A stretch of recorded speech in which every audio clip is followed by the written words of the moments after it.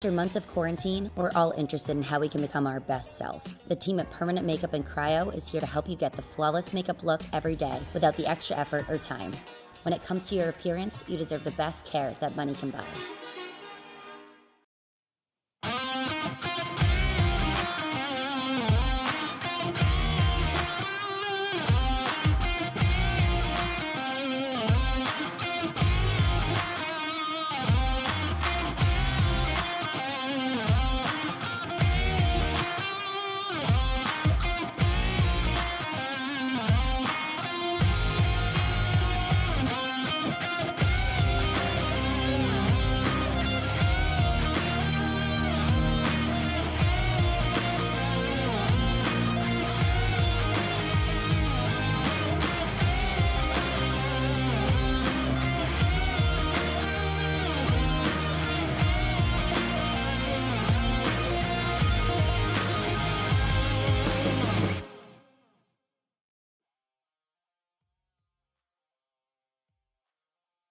Have you found yourself trying to hide your joy because you're unhappy with your teeth? Your smile is the first feature noticed in an interview, on a date, or in family photos. We want you to be able to shine bright as your best self, and our teeth whitening system is the perfect step toward restoring your confidence.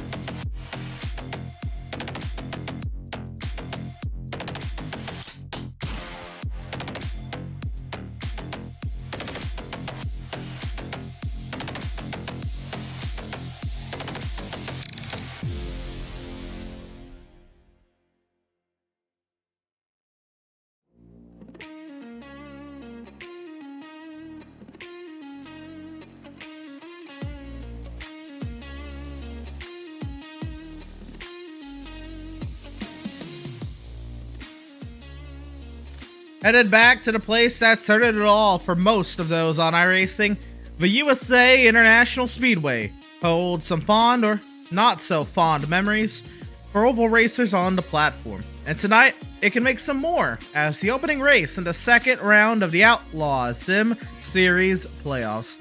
225 laps around this unique 3/4 mile oval is coming up next on Pit Stop TV. Good evening all and welcome to the virtual Lakeland, Florida. I am Emerson Arden and Ed Sure is alongside for Vakil this evening. And Ed, this short track is like no other. Definitely one everyone has logged laps on, but it has its own challenges. It's got long straights, banked corners, a lot of bumps. Tell us about it. Yeah, it's a very tricky little quarter mile or 3/4 mile short track. It's one of those local short tracks that a lot of people in the Florida area will be known and used to in Lakeland, Florida. For certain, definitely I have been used to this. I think all of us on iRacing have been used to this. This is where most of us started with the rookie street stocks.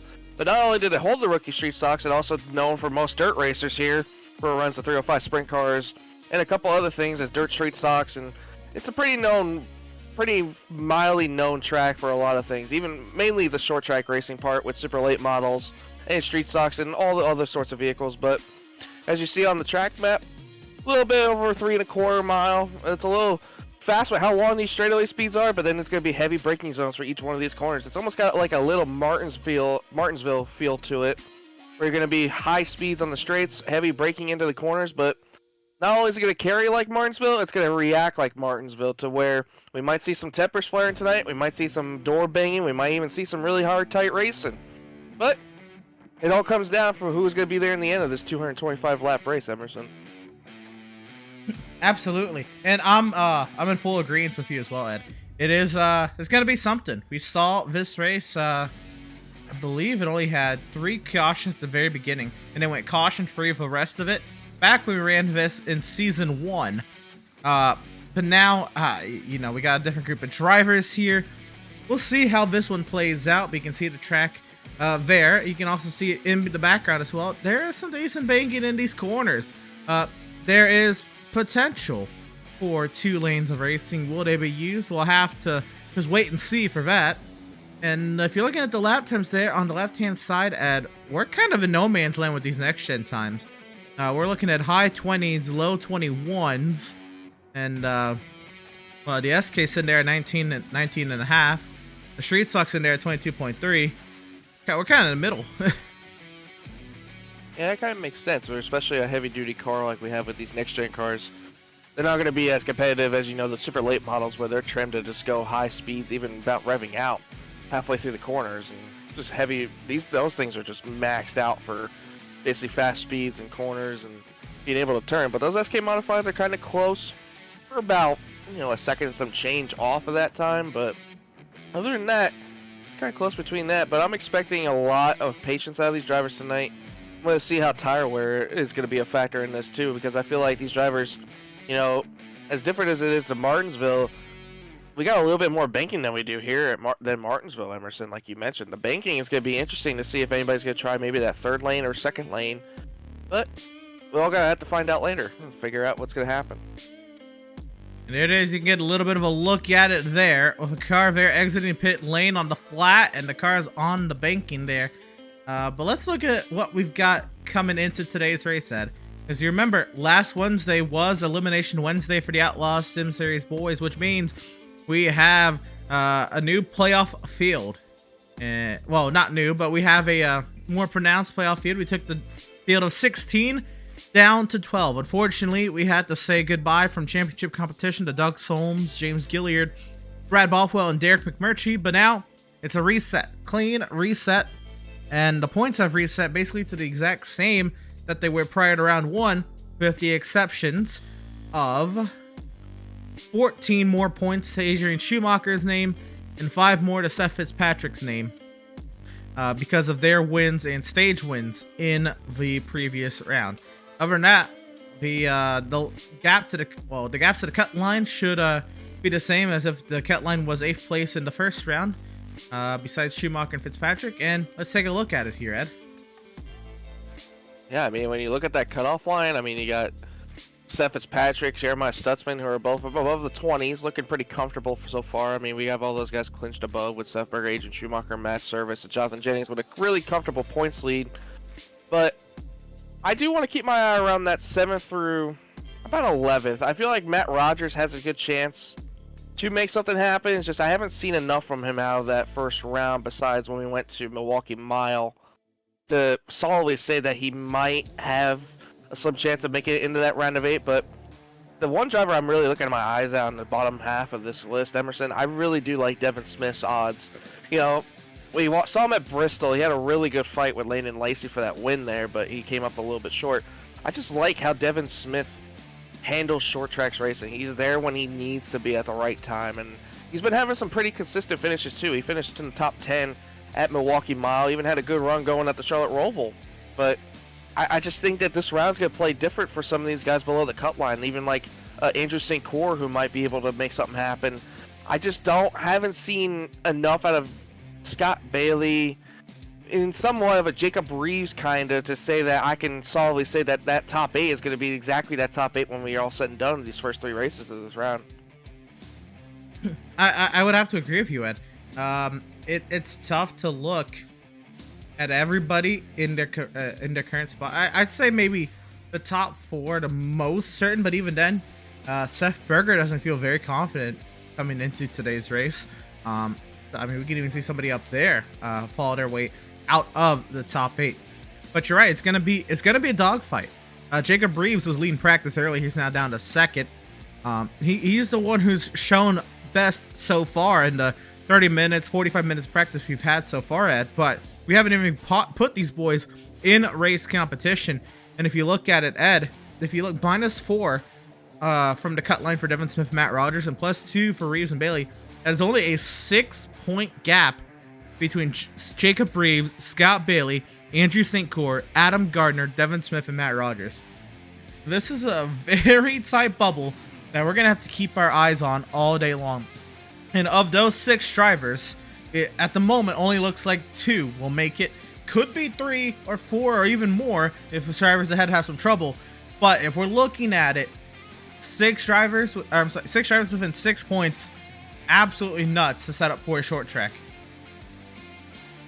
Yeah, I mean, just looking at how this round is going to be too, Emerson, this is going to be one of the more trickier rounds that we had on the schedule, especially with the Lakeland, Florida here with USA International. But then we're going to the big boy in Talladega Superspeedway, where anything can happen. We might even have a surprise winner that's not even in the playoffs, possibly making it out in that race and win. And then you finish it all off with Darlington, the Lady in Black, who's going to be a challenging test for some of these drivers who may or may not have a, basically a good issue with how their long run speed is. I mean, a lot of these drivers, they're basically known for mainly the short run to the middle run speed, but that Lady in Black's going to test you for a long, long night. So it's going to be an interesting way that we finish off the second round, but this is definitely going to be one of the key factors, I feel like, for some of these drivers that don't want to have that fear of going into Talladega next week and losing a ton of points. Absolutely. And again, USA International and Darlington. So tonight's race and the race in 2 weeks' time, they have not been ran since season 1, Ed. And the driver who won this race in season 1 was Joshua Balliet, or Malico, and the driver who won Darlington in season 1 was Seth Berger. So we'll have to see if they can play out in a similar fashion. Actually, I don't even believe Balliet's going to be racing tonight at USA, and I know he definitely had USA circled on his calendar for this season, but don't know if he's going to show up tonight. But yeah, it's been a while since we've seen these tracks in Outlaws competition as well. So this round is kind of a little bit of a wild one. Tracks that we haven't seen in Outlaws competition in a while, plus the unknown at Talladega. That sets up for the final round at Homestead, Miami, the last real normal-ish speedway on the circuit with round 33. They have the super speedway at Atlanta, round 34, and then 2 short tracks around the season with North Wilkesboro and Richmond, which also, by the way, if you're looking for some clues on to what's going to happen at North Wilkesboro and Richmond, Ed, tonight's going to be your last chance to really look at that. Yeah, I mean, if you really want a taste of what Richmond's going to be like when you hit in these championship round, I mean, you got to look at this, and North Wilkesboro possibly your championship favorites. I mean, both of those tracks kind of play almost like a Richmond. I know this is a little bit longer straightaways and all, but I mean, this is the short track taste that these drivers are going to have before we go to Richmond. But I really think that North Wilkesboro is going to be that one race where we're going to look at and be like, okay, this guy's definitely going to be one we have to watch going into that final race into Richmond. But I just don't know how these drivers are going to react after tonight. There's a lot on the line, and I know some drivers are thinking after the last round, because of how pressured they were to make it. I mean, Andrew St. Cyr, just think, was below the cut line before this whole first round even started, and he made it into the next round due to finishing well in the first couple of races. But I mean, if you're somebody like Jacob Reeves in that beginning stage, you just gotta be careful of those final races. I mean, this one race could make or break your season. Absolutely. And we'll have to find out. We'll have to take a look and see how everything does play out in terms of seasons being made or broken starting tonight. Before we do that, we have to give a shout out to our partners here at Pit Stop TV. Of course, Whiplash Media Sim Cams, the official graphic and camera provider of Pit Stop TV, brings you these lovely sights and sounds. Sound's not on yet, but sights and sounds from each and every location that we have here on the Irish Motorsport Simulations platform that we have to bring to you live on Pit Stop TV. Whiplash Media Sim Cams has camera packs for you. Head over to pitstoptv.com/whiplash to see how you can go about getting yourself your hands on one of these Whiplash Media Sim Cam packs. SimRat Market, formerly known as Heatwave Designs. SimRatMarket.com is a site that they really crank out some amazing schemes, but they make base paint schemes for a plethora of vehicles on VIRacing.com motorsport simulations platform. And they're schemes that you can buy and you can edit to however you need, or just buy and slap some logos on there and call it yours. But if you're somebody who doesn't really have the time or creativity to paint, or just wants a new outlook on a vehicle you've been driving on the sim, head over to simratmarket.com and see if they've got some paints for you, and make sure to use code PSTV at checkout for, I believe it is a 10% discount off your order at simratmarket.com. And of course, permanent makeup and cryo in Maine. You deserve the best care that money can buy, and you can contact Permanent Makeup and Cryo in Maine at permanentmakeupinmaine.com. Now add into the waning moments of practice, under 7 minutes remaining. I'm not surprised to see Jonathan Jennings at the top of the board on a short track. It's from then on that I do look and see what kind of a race is going to play out behind him at the moment. Who has your eye? Who's catching your eye on this practice charts? On these practice shirts? I mean, we mentioned it before, Emerson. I mean, we were talking about the below that cutoff line and possibly some drivers that make or break with this race. I want to see if we can't get a hold of the driver of the number 22, Jacob Reeves, who's currently second on the leaderboards currently right now. See what he's thinking going into this race tonight. Sure thing. Bringing on up driver of the number 22, Jacob Reeves. And there he is, Ed. Jacob Reeves is the boys in the booth. You got a copy, buddy? Yes, sir. I got you.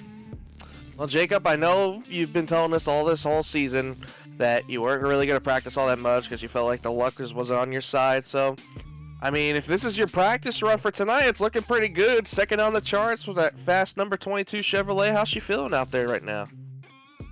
She feeling pretty good. She a little bit loose, but I think it's going to play into our favor a little bit. We've actually practiced a little bit more this week, knowing that this is the second round of playoffs. So we put a lot of effort in this car. Thanks, special shout out to Michael Connie for Race CPI for hooking us up with a setup this week. It's blazing fast. We just got to hold on to her. She's a fast hot rod. We just got to hold on to her. Now, we mentioned in the pre-race how tight this points battle is between not only yourself, but those final about 5 or 6 drivers, all the way from about 12th onto you. It's about a 6-point gap. Does it worry you at all tonight a little bit that one mistake that might happen might ruin your season, or do you feel like you have the confidence builder in yourself to be able to get stage points tonight and maybe build that cushion a little bit from 7th on back? We got got a little bit of confidence in ourselves right now. Obviously, second on the board, and got a lot of confidence. As much practice as we put in for the past couple days, trying to get this car ready to go for tonight. I'm not going to really worry about what everybody else is doing. I'm just going to run my race and try to get the best finish I can. Try to get as many stage points as I can, and hopefully try to win. I mean, I'm not gonna really worry about everybody else. I'm gonna just drive my car and let the points take care of themselves, and hopefully we'll be on the good side of it.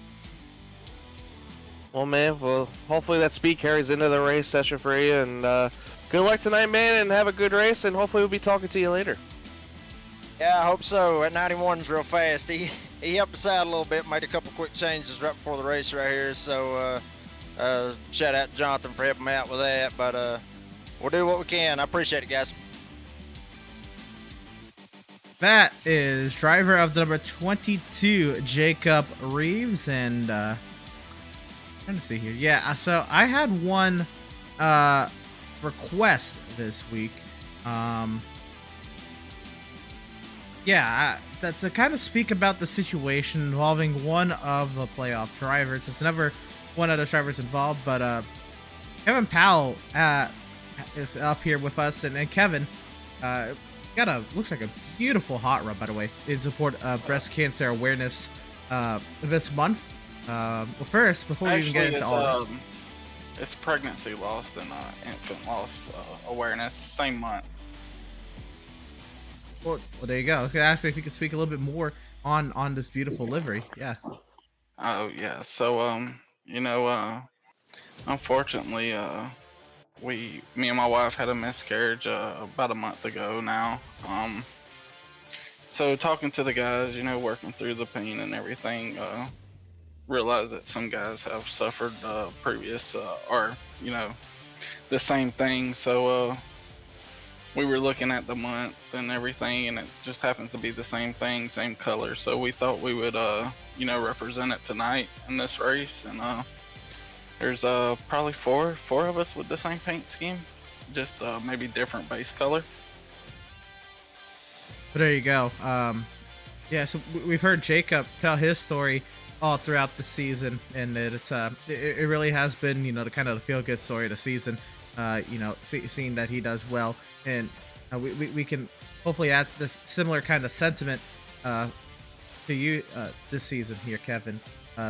First, I do want to say I'm sorry for your loss, but thank you. It's great that you're giving us the chance to at least hear your story, and you're putting on this beautiful livery here tonight for the race, and I'd imagine 4 of a month here for pregnancy and infant loss. And yes. The kind of switch gears, you are now here. It has you 11th on the practice charts. How are you feeling about USA International? I really love short track racing. I do extremely well. However, I had some equipment failure, so my main rig is in the shop right now, and I'm back on one that I had when I first started out. So it's a challenge. I feel like I need a handicap. Well, we're hoping the best for you in that regard. Now, I know I was speaking to you earlier this week. You said you did kind of want to speak on the situation. You had a couple of run-ins with Max throughout the season. I think now it's 3 different times that y'all made some contact. So if you want to speak about that, what you want to say? Well, yeah. So I'm not sure. At Nashville, I think the incident was I called out. I was pitting, and he must not have heard me, and he got into me. When I got into him at Milwaukee, it was total accident. I was trying to run St. Croix down, and I peeked my nose, but I probably peeked it at the wrong time, and I got into him. And last week, I'm not sure. He says he overdrove the corner, but I didn't think that would be a good corner to try to pass in, because he said he was trying to make the pass. But it is what it is. I wish him the best of luck, but I gotta race my hardest. Well, there you go. Practice is ticking down to a close here, Kevin. again, appreciate you speaking out, and yeah, best luck to you tonight, man. Yes, sir. Thank you. That is driver of the number 93, Kevin Powell. And now we're going to get qualifying started here, Ed. Time to get down to business. It's time to set the starting lineup for video opening round the opening race in the second round of the Outlaws Sim Series playoffs. And heading to the track, finally, we have some action on the track. Let's catch up with Season 1 Outlaws Sim Series champion, Seth Berger. As we see Seth Berger rolling off pit exit here. Try to carry as much speed as he can going into this turn 3 and 4. As you see how crazy the banking is at this track. I mean, I remember a little bit of it, but it's been so long since I've been here and ran races. But it's just crazy to me to see on this onboard how the banking is compared to some of these other short tracks that we've been to recently. But as we see Seth trying to get a fast lap going here down the back straightaway. You see carrying as much speed as you can down into the corners, all the way about 80 miles an hour. Gonna try to get back up through the gas without overcorrecting the car and spinning out. Right now, gonna sit him at the top of the charts with a 21.2. Not a bad lap so far for Seth Berger. Scott Bailey now places it atop the charts at a 4 times ran now. Newcomer to the series, Hunter Simpson. This is somebody I wanted to get a look at. Not really sure what to expect out of this 15 machine. No, I believe I'm with you on that one, Emerson. A newcomer to the league with, again, a very tribute paint scheme on board this 15 car, but so far so good. Looking pretty good through these corners with a 21.0. Seeing it so far, everybody's about slower than as they were in practice, but the only one that's been fastest so far from practice is Scott Bailey, who's right now at the top of the charts for us. Well, I've been looking right on board with this lap here with Hunter Simpson. He is in third gear all the way around this track. Very intriguing outlook there on the lap. It's placed on top of the charts by a couple tenths, so we'll have to keep our eyes on that. And I think now, Ed, this is somebody we've been keeping our eyes on for a couple weeks when we talk about USA International and Jonathan Jennings, the driver who has dominated the short tracks this season. Has a moment out of turn 4, and I believe he was trying to whoa up before starting that next timed lap. He is going to burn another lap there and reset. So problems for the 91 of Jonathan Jennings, the odds-on favorite coming into tonight's race, has to reset in qualifying, and he'll go at it again. Yeah, I'm really odd to see some of these drivers right now, how they're testing their cars right now in qualifying. What's weird to me is that some of these guys are running their fastest laps on that third lap, Emerson. And you know how we run 3 laps for qualifying in the Outlaw Sim Series. But most of these tracks that we've been to, a lot of these drivers have been running their fastest lap on the second. But this is new now with everybody running their third fastest lap. Their third lap as the fastest lap, excuse me. But I just saw Stephen go to the top. And you know that's probably why Jennings tried so hard to whoa up before the start-finish line there to get that extra lap, but he crossed the line there, so he burnt one of those laps. So for Jennings, he's gonna be in some trouble here. Yeah, and I'm watching him again, and he just put down his last lap right now. Right now he's P5 with a 21.026. So do it. Not a terrible starting spot, no matter what. But I think he has good long-run pace to where I think he can match up with those leaders as we're on board now. With somebody that I think needs to have a good run tonight in order to make it through to this next round. Adrian St. Coeur, 2 points below the cut line, Emerson. I think he has a chance to be able to make it up. Yeah, Andrew St. Coeur, definitely one of the drivers I thought has been very fast this season. Now, I do think this is a track type that does not favor Andrew St. Coeur, and these short tracks might prove to be a little difficult for him. So we'll have to see how it plays out. Andrew St. Coeur in the Ryan Blaney-inspired Advanced Auto Parts Ford Mustang, working around now on his second lap, and you can see he's trying to diamond these corners. He's entering a little hard than about where you would apex the corner. He's up in that second lane, starts turning the car down to kind of straight line the exit, get some more speed down the straightaway. Right now it has him slowest of the times, 14th, but he is trying this diamond, trying to see how this works out for him. Yeah, and I was going to say, this kind of might play a little bit of a kind of beneficiary for Andrew St. Coeur. You know, he did run really well back a couple weeks ago when we were at New Hampshire. He really had some great speed in New Hampshire, and I kind of want to say this has some odd familiarity with New Hampshire. Like, some of the corners may react almost like a New Hampshire, to where You have that high entry like he's running right here, and then kind of cutting in like a diamond, like you mentioned, off the exit. So it may be playing a little bit of a similarity for Andrew St. Course, so maybe that will help him in the race. And that'll do 4 of a 12 machine. Still yet to take the track, Adam Gardner, Max Service, Jeremiah Stutzman, Matthew Byers, Vincent Cortez, and Doug Solms. 14 times have been put down on the charts so far. And I'd imagine we're going to get a Stutzman, maybe a Service soon here. Other than that, we are a little bit of a holding pattern here in qualifying. So let's go ahead and take a look at what's coming up next here on Pit Stop TV later this week. Sunday in the afternoon at 1:30 p.m. Eastern, the Sim Pit has their third race of the season. Third race of the season. They're at Watkins Glen this Sunday with their GTE machines.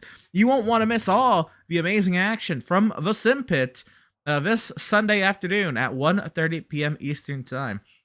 Then Tuesday night, VRS Advanced Legends Cup. Yes, the official Legends Cup series here on iRacing. They're going to be at Lanier Raceplex. So if you like these little Legend Coupes here on the service and you think you can make the top split in Advanced Legends Cup at 8:30 p.m. Eastern Time on Tuesday night, jump on in, run some laps at Lanier Raceplex, and just might be on broadcast. And next Wednesday night, Ed, we have Outlaws Sim Series playoff action from the big bad Talladega Super Speedway. We now have 3 cars heading to the track, though, Ed, so it's time to get back to qualifying. Yeah, absolutely. I see Max Service out on track right there in the 81 Burghardt Hellman Chevrolet.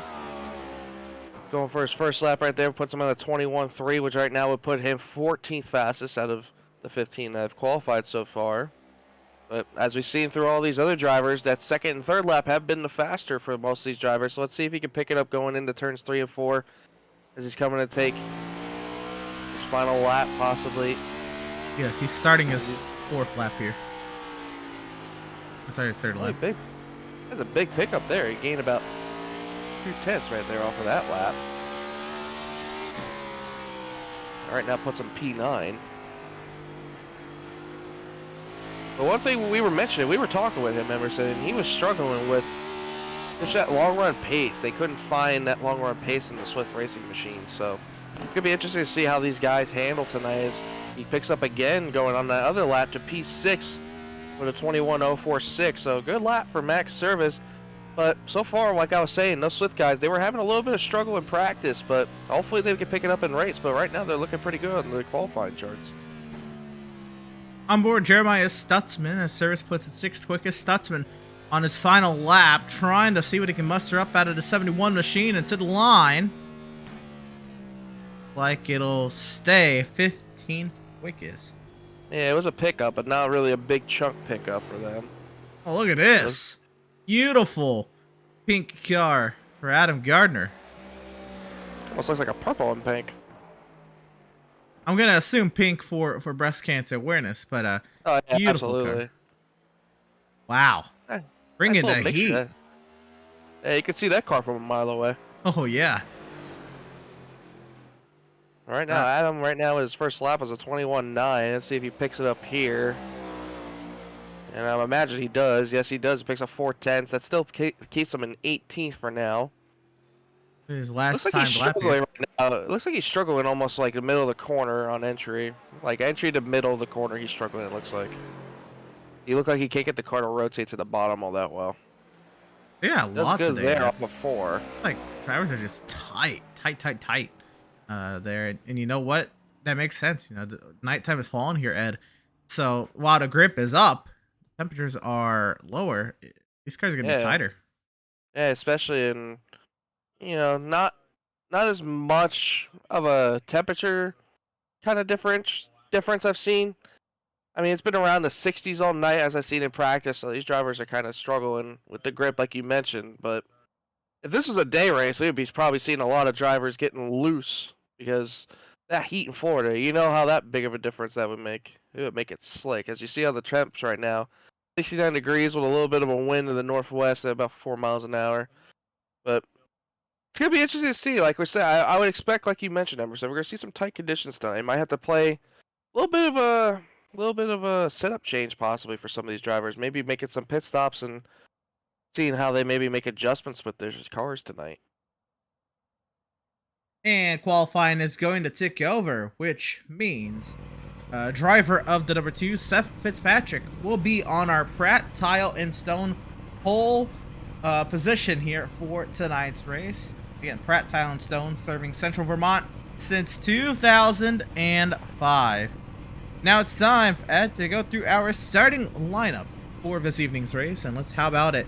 Row number 1, it'll be the 2 of Seth Fitzpatrick and Hunter Simpson there in the 15 newcomer to the series will start second. Row 2 will be a couple more playoff drivers, and Scott Bailey and Seth Berger, 3rd and 4th. 5th and 6th also an all-playoff row with Jennings and Service. I'm sorry, row 3, 5th and 6th. Row 4, another non-playoff driver there, Justin McMahon, the 20, and playoff driver there, Adrian Schumacher, who won 2 races in the opening round, looking to see if he can keep up that success to try to emerge as one of the title favorites this season. And in row number 5, we'll find a couple more playoff drivers in the 22 of Jacob Reeves and the 96 of Matt Rogers. Yeah, row number 6, we got playoff driver Devin Smith, who's on the outside looking in, trying to get some stage points tonight. Alongside him, the 5 of Matthew Setzer. Row number 7, the 93 Kevin Powell, who we mentioned earlier, looking to have a great night tonight. Alongside him, another playoff driver, Andrew St. Cor, who's also on the outside looking in. Row number 8, 71 Jeremiah Stutzman, a playoff driver. Alongside him, the 94 Matthew Byers. Row number 9, the 97 of Sam Borden. Alongside him, league owner and playoff driver, the 56 of Adam Gardner. And in row 10, Vincent Cortez of the 23. Alongside him, the 67 of Doug Solms. So that is our 20 driver lineup for tonight's race. Track being a 3/4 mile track, that means we have 2 pace laps on tap for this evening's race. But give us the time to talk about the stage lengths for tonight's race. And stages, of course, are at the completion of said lap. The top 10 will be awarded stage points, regardless of session state, green or yellow. And there will be no change of session state. There will be no caution flag, no break or anything for the stages. But stage 1 will conclude at the completion of lap 45. And stage 2 will conclude at the completion of lap 101. So 45 and 101, Ed, are 2 stages this evening. And again, the top 10 will be awarded stage points at that. Looks like Vincent Cortez did not make the grid for this evening's race, and looking like he may just not partake in tonight's race. So that means it's a 19-car field shaking up and getting ready for the action this evening. Ed, final thoughts before we get going here? I'm ready. Round 2 of the playoffs. Let's kick it off with a good one. How about we go some late night short track racing? I'm ready for it. Yes, sir. I love it. Once again, Ed Scher alongside for the call of this evening. I am Emerson Arden, and the field is in the hands of the 2 of Seth Fitzpatrick, and we are green from USA.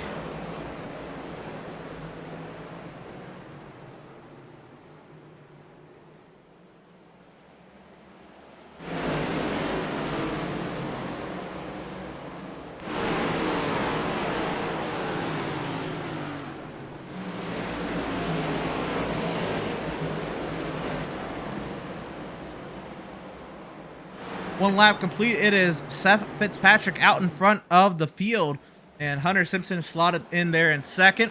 Scott Bailey there in third. Jennings for Seth Berger, battling it out right now with Justin McMahon for that 5th position. Yeah, I think Seth is in not the also familiar territory where he wants to be on the outside. Everyone trying to work their way down to the bottom right now currently to try to get their tires to manage throughout this rest of the race as Justin McMahon clears Seth Berger for that spot. Oh, McMahon actually gets into the wall. Oh my goodness. Hey, he's got some decent right side damage to that 20 machine. Let's see if that affects him later in the run. So, not the great start for that 20 car as now Adrian Schumacher looks to the inside of him going into 1. And something amiss with the 20 of Justin McMahon. Let's try to go back and grab a replay and see what happened to the 20 machine. Looks like we're going to get it here. Just coming off of turn 2. Just gets loose. Overcorrects it into the wall. And that's why I mentioned Emerson. Those guys are going to get on the gas a little too soon. The car's going to want to step out, and it's not going to be happy when it steps out. You're going to have to overcorrect and possibly put yourself in the fence to make it not spin out. All that happens. That puts Seth Berger a little bit of clear track, and he sets the fastest lap of the race there. Now Fitzpatrick sets it over faster. Jennings goes faster. Yeah, I'm not really so surprised with Jennings running the fastest lap. I mean, he really had some good race pace that I saw in practice, but I'm looking a little bit further back. Adrian Schumacher still struggling to get around this wounded 20 machine right now. The 20's hanging tough on the outside with that right side damage, but I don't know how much longer it's going to be able to hang on. And Adrian clears a 20. Now Jacob Reeves wants a piece of Justin McMahon. McMahon pounds the wall again. Yeah, he got loose off of 2. Looks like he's just struggling right now with center off on exit. He's just not having the car handled enough to rotate on exit to where he can get the power down. And I think he's just getting the power down way too sooner than he thinks, so he might have to back up a little bit more than he thinks, or else he's going to be taking a trip in the inside wall.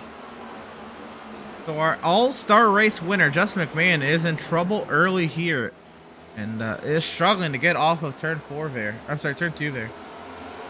Yeah, if you're Jacob Reeves behind him, how aggressive do you want to push to get by this 20? You know he's wounded. You see him struggling on the exit each corner, and you don't want to let those guys in front get away. Those are points in the stage for yourself. So Adam you gotta try to Gardner, a get little bit of a position. moment. Looks like Gardner saves it. Tried to cut you off there. Just saw Adam nearly collide with that inside wall. Was able to catch it there. Yeah, we were saying these drivers are going to struggle with tightness. It looks like we're seeing a lot of loose drivers on exit. You know what I think, Ed? I think maybe these drivers thought their cars were really loose in qualifying. Maybe made an adjustment and maybe over-adjusted on the cars. And that's what I'm thinking too. I'm thinking they maybe saw how tight it was in qualifying. These guys may have different setups compared to their qualifying sets. And a lot of these drivers might be pushing their limits a little too far over the edge to possibly where they're going to burn their stuff up early on in this race. So far, it is Seth Fitzpatrick out in front over Hunter Simpson and Jonathan Jennings, the top 3. Scott Bailey, Seth Berger ran out the top 5. Max Service, Adrian Schumacher, Justin McMahon, Jacob Reeves. Trying to figure out who this 10th there. I believe that is Matthew Setzer. Matthew Setzer. I was going to say, it's all green car back. Yeah. Top 10 here. And out of all that, Justin McMahon's actually looking on the back of Adrian Schumacher again. So I don't think this 20 is really struggling all that much right now with all that damage he's got. I actually think this whole line of traffic's getting held up by the 81 at Max Service, actually. As everybody else so far has been checked out to about a 2-second gap over this 81. I think the 81's just really struggling and holding up the rest of this traffic behind them. Well, remember we were talking to Max earlier, right? And it was a lot of, he was trying to see, trying to get that everything to work out in that number 81 machine. Yeah, he said he had to go back to the drawing board with the front springs. Yeah, the way they were talking, it was like they couldn't get the left sides to just want to be happy. Like they couldn't get the car to rotate, honestly. It was Bit of a battle here. to see. Between Yeah, teammates. Jennings is just getting him. Oh, I think Hunter's going to let him go. I think he knows he's faster. Might as well save your tires a little bit, let him go. You know, Jennings just has the faster car. And I mean, it's just unreal the kind of pace we're seeing now. Jonathan Jennings right now, he's just clicking off some really fast lap times compared to our leader, Seth Fitzpatrick, right now. Doug Solms with an issue. 67 to Doug Solms, one of our 3 Canadians in the field. In trouble on the pit lane early here. And it may be an early night for the 67. There is no visible damage on that car as far as I can tell. Looks like he's getting service still. Interesting. A little early for service. Yeah, I mean, I don't think these drivers are going to be looking for a pit stop probably until, I would take a guess, maybe lap 70, lap 80. yeah, I'm guessing around lap 80 or so. Another driver, it looks like they just do not have the right setup in or something. Adam Gardner has been struggling. Number 56 machine it is not to his liking. Looks like it just can't turn off the corner the way he wants. Can't carry the speed to the center the way he wants. Adam is struggling and may be in trouble here very soon. Yeah, if I'm him, I'm hoping for a caution soon. I mean, Absolutely. I think he's about 10 laps, maybe a little bit further or so from going a lap down to our leader, Seth Fitzpatrick. We got some action here Half a between the straightaway teammates. back. Yeah, and I think everyone's finally understood that they have to get around Mac's service. I think Mac's just a little too slow for some of these guys right now. I think he's waiting for this long run to hopefully kick in and be better. Oh, Jacob Reeves is going to send it up to the inside of the 81. He has to back out of it or else he would have wrecked the 81 there. But like I said, I think Jacob Reeves is starting to show a little bit more of aggression here. He's going to go over the back bumper of the 81 there, give him a little shot. Oh, Reeves is going around front straightaway, the 22 machine. Oh, and everybody's going to try to avoid him. Going to back it up and get going. Again, that's what I mentioned. You don't want to be too aggressive early on, or else you're going to lose those so important stage points. And that just looks like a cause of incident there. Absolutely, we're going to get a replay of it. Reeves, he saw, the spot open up, right? Even a little bit of contact there to the rear end of Max, and tried to get on the gas, went around. No contact with any car, no contact with the wall. So he'll keep going. We'll stay green. Fortunate circumstance there for Jacob Reeves, though. Remember, Ed, he was one of those drivers just above the cut line.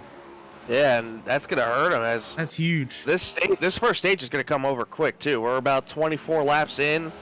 We're going to lap 40, the end of lap 45, so that's when everyone's going to get those so important stage points to make it onto that next stage. Next stage is going to be at lap 102, so if I'm Jacob Reeves right now, I'm thinking about possibly just making it all the way to that second stage if you can. I mean, those tires have got to be shot from that spin he took. It was a decent spin, so his tires got to be lit up a little bit to where they're not going to be to where he wants them right now. But I definitely like what I'm seeing so far out of a couple of these drivers right now. One importantly, Devin Smith. He hasn't really been going forward or backwards. He's been maintaining this 11th place spot, but I think when it's all said and done, I think we're going to see him rise to the occasion possibly later in this race and maybe fight for a top 5 finish.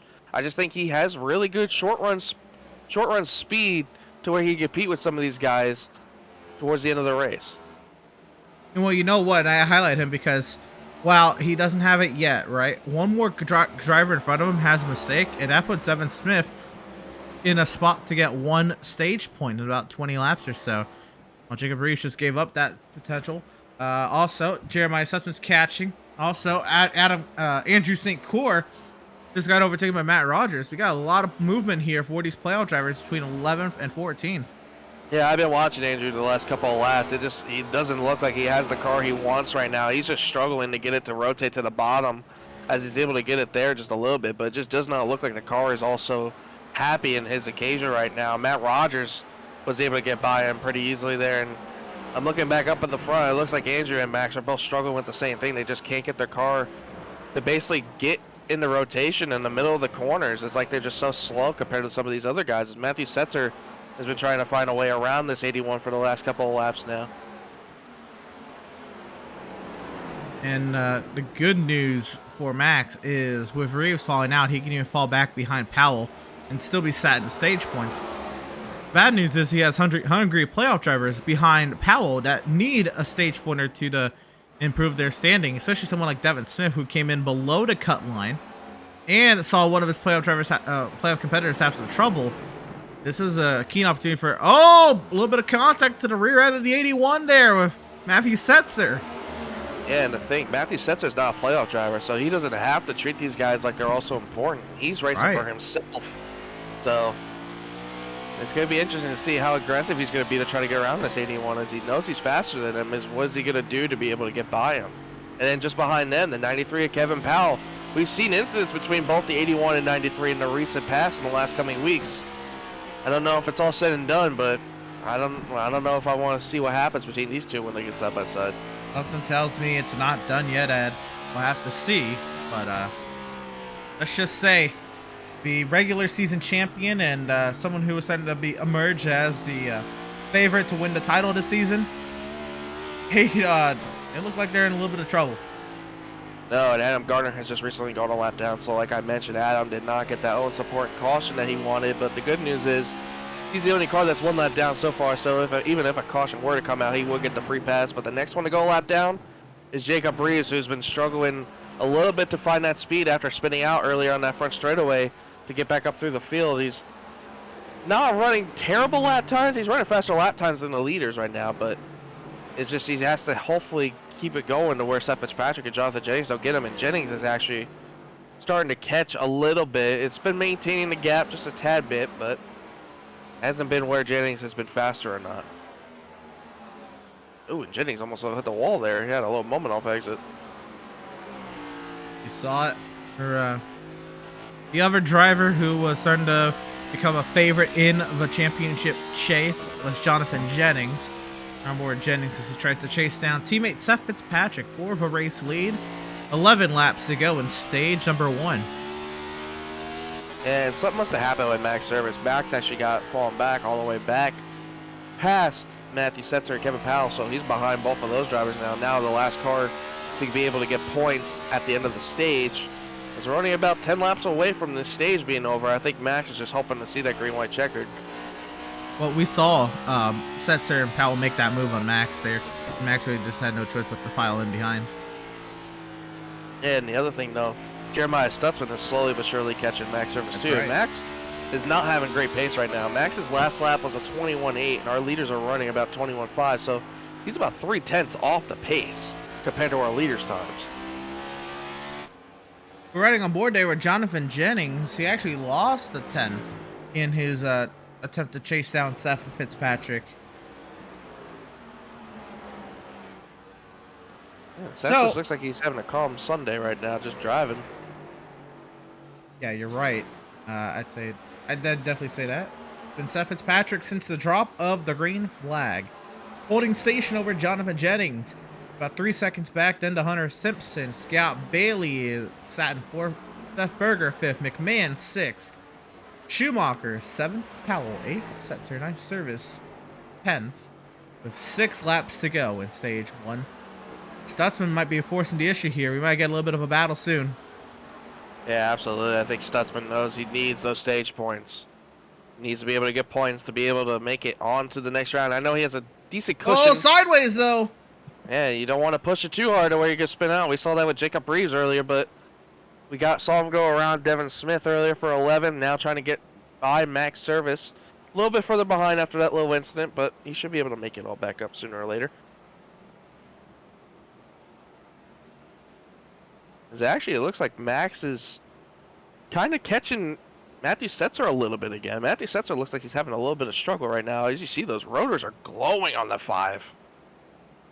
You know, maybe we're getting to the point now. Maybe it's a turnover point for the tires, right? Maybe Max was just saving tires early, and now it's going to get set rolling back to these guys. Yeah, but if he's going to be able to get that point, he needs to make it soon rather than later, as we're about 4 laps away from the stage being over. Well, I believe Max feels points are not a necessity at the moment because he has a large gap over the cut line. But you're right. In this position, you should be thinking about points, grabbing that last point before the completion of lap 45. Oh, yeah, you got to think, too. Reeves got by Rogers. You also have to think into... Oh, and Reeves is going to go around again. Jacob Reeves spins out, goes a lap down, and something amiss for the 22 machine. And we'll see it here. We're going to watch the overtake and the mistake from the 22. It does not look like the start that I was expecting from this 22. It just looks like he's pushing a little too hard. Gets the spot, yeah, and then there. sideways and spins again, locks it down, pounds the wall. Wow. And just not the night that the 22 was hoping for. That's probably going to be a little bit of extensive repairs with that right side being dented up a little bit as we saw the 20. But the 20 is actually managing pretty well back at 6th place. He's actually hunting the 77 down a little bit as he's actually running Seth Berger down for 5th. Here we go. Seth Fitzpatrick's going to win stage 1 over Jonathan Jennings. Hunter Simpson. Scott Bailey comes across the line at 4th. Berger holds station over McMahon for 5th and 6th. Schumacher 7th. Powell 8th. Into the line. it'll be Setzer 9th, Max Service 10th, Jeremiah Stutzman, Devin Smith will just miss out on stage points.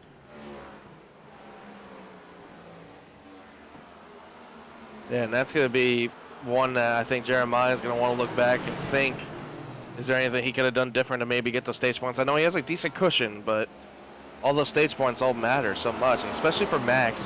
I know Max has a really good cushion, but think about the people he's racing up at the front. Jennings finished 2nd in that stage. Adrian Schumacher was 7th in that stage. Seth Berger was top 5 in that stage. Yep. All those guys got more points than Max there. So Max is going to start falling down this order if he doesn't get it going here and possibly get some more important stage points. As we see the 71 go around the 5 in Matthew Setzer. Now it looks like Devin Smith is going to try to peek his nose in there and try to get around too. Now this is important for Devin Smith to get near and inside the top 10. Devin Smith is one of those with who only had, actually he was below the cut line, so he needs points. Scott Bailey was one of those who's only 2 points above the cut line. He got some stage points tonight. That's going to be a little bit of a boost there. 5 points, Scott Bailey's name. Yeah, Scott Bailey must have had an issue or some sort. I don't know if we caught it. Actually, you're right. Actually, he was 4th, so yeah, he fell back points. 2 spots now. He's got by Justin McMahon and Seth Berger both got by him. Now Justin's actually looking underneath the 77 now for 4th, but wasn't able to get there. But yeah, the 11 must have had an issue or some sort, or corrected it, because he lost 2 spots. So luckily the 11's still going and rolling, but now we see the 71 over the back bumper of the 81. This would be interesting because I think this is where Jeremiah's going to start maybe playing a little bit more aggressive, because we have a longer stage now. We're going to 101.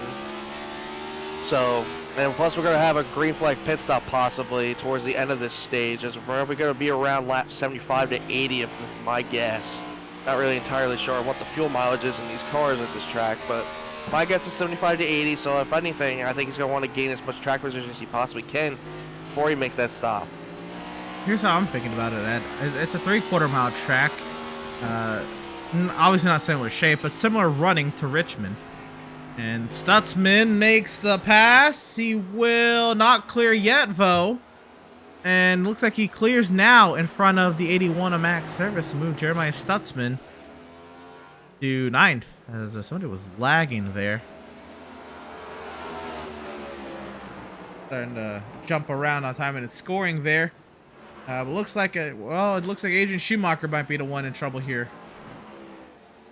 Yeah, Adrian's not here. Oh, there he is. Adrian is 82 machine is struggling to stay in the session, but luckily no one's around him, so he's not impacting anyone at the moment. And this battle for 4th is heating up a little bit. Just McMahon was able to get around Seth Berger for 4th, but Seth is now under fire from the 11 and Scott Bailey a little bit. But I'm really surprised to see how Seth Berger's doing. I know Seth Berger is having the same setup as most of his Swift Racing teammates, but seeing Max Service struggle as he has, and just not something I expected.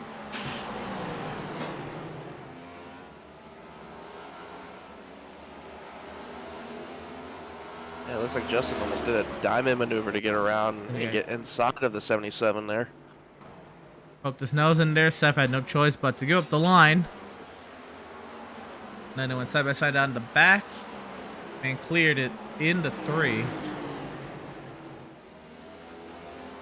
It's really interesting too. We saw how heavy of an impact that 20 made with the wall, and he's still able to keep some decent speed up with these leaders.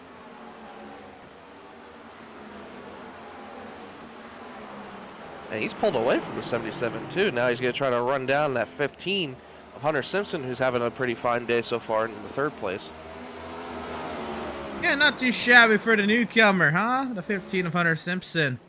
First start here in the Outlaws Sim Series. He started 2nd. He's currently 3rd. He's only been as low as 3rd. Hunter Simpson through 1 stage. Has yet to make a pit stop, but everybody has yet to make a pit stop.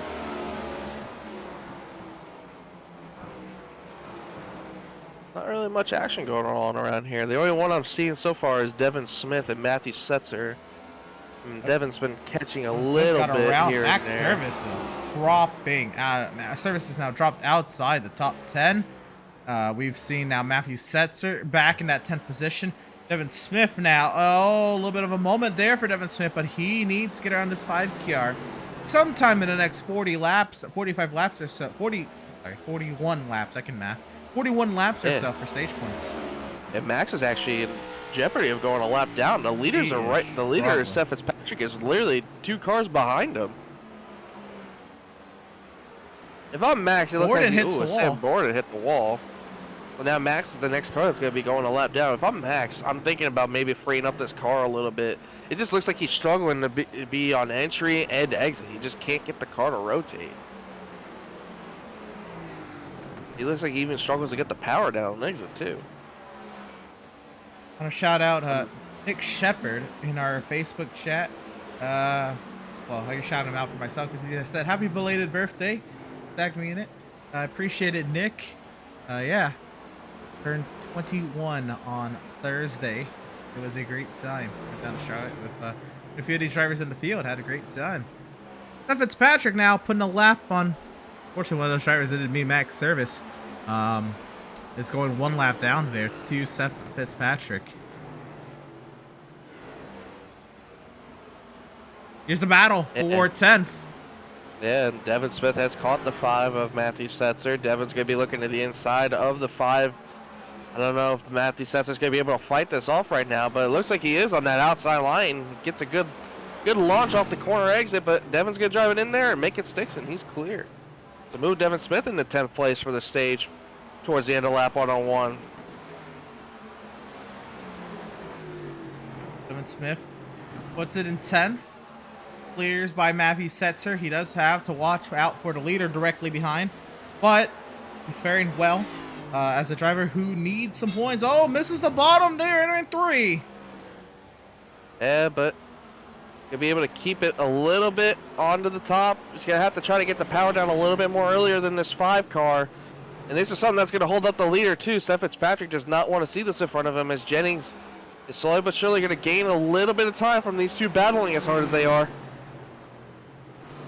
So Setzer back to 10th. Fitzpatrick clears. That 2. You're right. Fitzpatrick clears Devin Smith. Not yet, actually. So drives back down on the outside. Now Fitzpatrick trying to clear by Matthew Setzer. Setzer's not going to give it up, though. Not easily, as Fitzpatrick does clear him. But Fitzpatrick laps both of them. Setzer holds on to 10th, and now Devin Smith has to go at him again.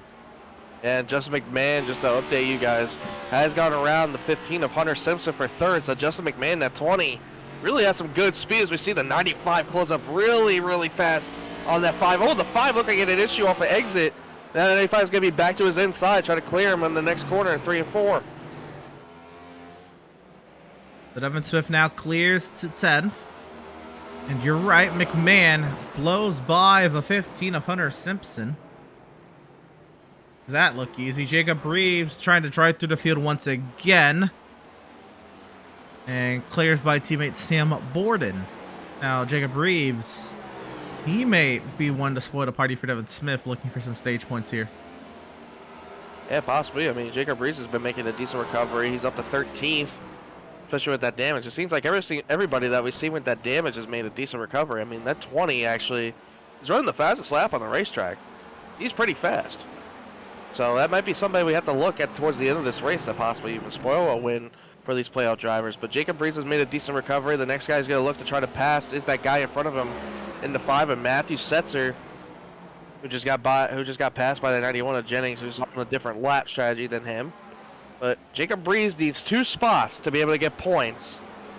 And we're only about 30 laps away from this stage being over, but we're going to be seeing some green flag stops, I feel like, soon. Absolutely. I believe we are close to the green flag pit stops, then the start of the race for sure. Oh, yeah, absolutely. Got a lot of traffic here in front of Jonathan Jennings. Yeah, you still got to get around Devin Smith, who's on the inside of Adrian Gardner. That's not for position, but those 2 being side by side is going to hold up Jennings a little bit. Jennings is in a box of lapped cars here. My goodness. He's in a pickle right now. He needs to get out of is. it. Oh, and Setzer walks up the door for Reeves. And it does. So Reeves moves past Setzer for position. Now, puts a lap on Adam Gardner. Now Sets are looking to do the same. And now Jacob Reeves is only 1.2 seconds back, and Devin Smith. I wonder if Devin Smith's got the pace to maybe hold on to the spot for the next 30. Actually, at this point, it's 27 laps to the end of stage 2.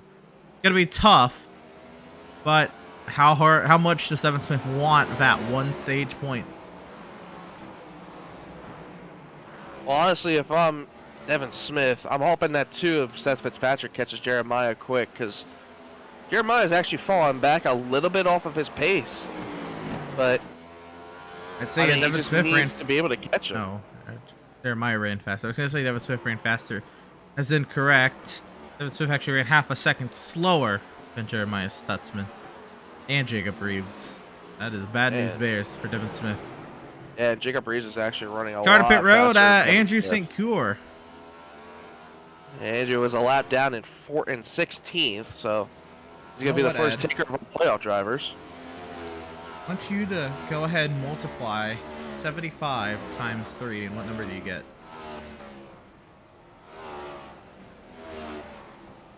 Uh, 225. I was gonna say the answer's on your screen, so that one shouldn't have taken so long. So yeah, this is I actually pulled out a calculator. I actually thought you wanted me to pull out a calculator. No, I was trying to make it make the point that this is gonna be an easy 2-stopper for Andrew St. Coeur. Actually, now Andrew St. Coeur can make it to the end of this race on one more stop. And that's going to be interesting, but I just don't know if he's going to have the pace to be able to gain anything, because he was falling back a big ton, and it wasn't like it was small. It was big. I mean, he fell back all the way back to 16th. Max Service hit pit road about 12 laps ago. Must have missed that. I guess he pitted as soon as he got lapped. And I'm curious if he's actually going to make up some time here, because he's running some decent lap times. Well, he had to do 7/10 something different, because he was struggling. Yeah, and I hope he made adjustments, because that car just wasn't looking good from where I saw it up here. Thing is, it's not. I mean, you can make adjustments. But it's not all that many you can make. No, you could change, you know, the offsets. You could change tire pressures. That's pretty much it. You can add. I mean, we can't add tape to these cars because there's no possible chance of adding tape. But it's pretty much just spring offsets and pressures, like you said. Yeah, if anything, maybe mess around with them spring offsets. You know, you can make your car, as we have recently at super speedways. You know, you can make it to where you're tight. You can make it to where you're looser. It's your best bet of making your car feel better, honestly, than tire pressures. It's not for position. Yeah, Max is going to make this interesting being on fresher tires, too. This is where's Devin Smith going to give Max the room? Looks like he's going to give it to him in 3 and 4. Max is going to power it in there, but he's going to leave the door open for the 22 to fall off. We've got the battle on here for 10th. Devin Smith, Jacob Reeves, both in dire need of a stage point. And at the moment, looks like Reeves wants it more. Man, I think Reeves will get it. But now how far up the road is Jeremiah to where the 95 can be able to catch the 71 possibly when he goes a lap down? Jeremiah is the entire length of the front stretch up the road, so a little bit of a drive, both of these cars. Absolutely. I'll check in on the leader, Seth Fitzpatrick, giving him his due TV time and respect. And at the moment, Ed, we have only had 2 different drivers win in the playoffs. 2 go to Adrian Schumacher and 1 to Seth Fitzpatrick. And at the current pace, it's still going to only be 2 drivers to win in the playoffs so far. Yeah. Still a lot of racing to go. But and remember, when we went to the Milwaukee Mile, it was one of those unique tracks for these next-gen cars. Where are we at again? A unique track with these next-gen cars. You're right. Both of these tracks have not seen NASCAR next-gen competition in real life or in the official races on iRacing. Now, maybe other leagues might have done it before, but to our knowledge, these are the first times that Seth Fitzpatrick and the rest of the field are driving these next-gen cars in a race setting, whether that be in Milwaukee or USA International. Yeah, my biggest thing I'm going to be looking out for is like who out of these top, I honestly want to say top 3 is going to pit first, because all 3 of these guys have really good competitive speed to be able to win this race. 15 does too, but it looks like he just falls off towards the end of the run to where he lost some time. But the 20 has really great speed in the middle of the run, the long run. The 91 has decent all-around speed, but just can't get it done to where he can catch the 2, who has just better overall drive than the rest of these guys. So I'm going to be interested to see who pulls the trigger first to go to pit road and maybe gain some time on a leader, Seth Fitzpatrick. Looking behind here is Max Service, who's 2 laps down. He's already made his first pit stop today. And Max Service is closing in on race leader Seth Fitzpatrick. Yeah, and that will put him 1 lap down. He's currently 2 down, so that'll put him 1 lap down to where he's going to have to race all the way up to 10th, who's the first car a lap down with Jacob Reeves. So Max is making some decent time with these fresh tires. It's just, is he pushing a little too hard to where he's going to burn his stuff towards the end when these drivers all come around for their stops?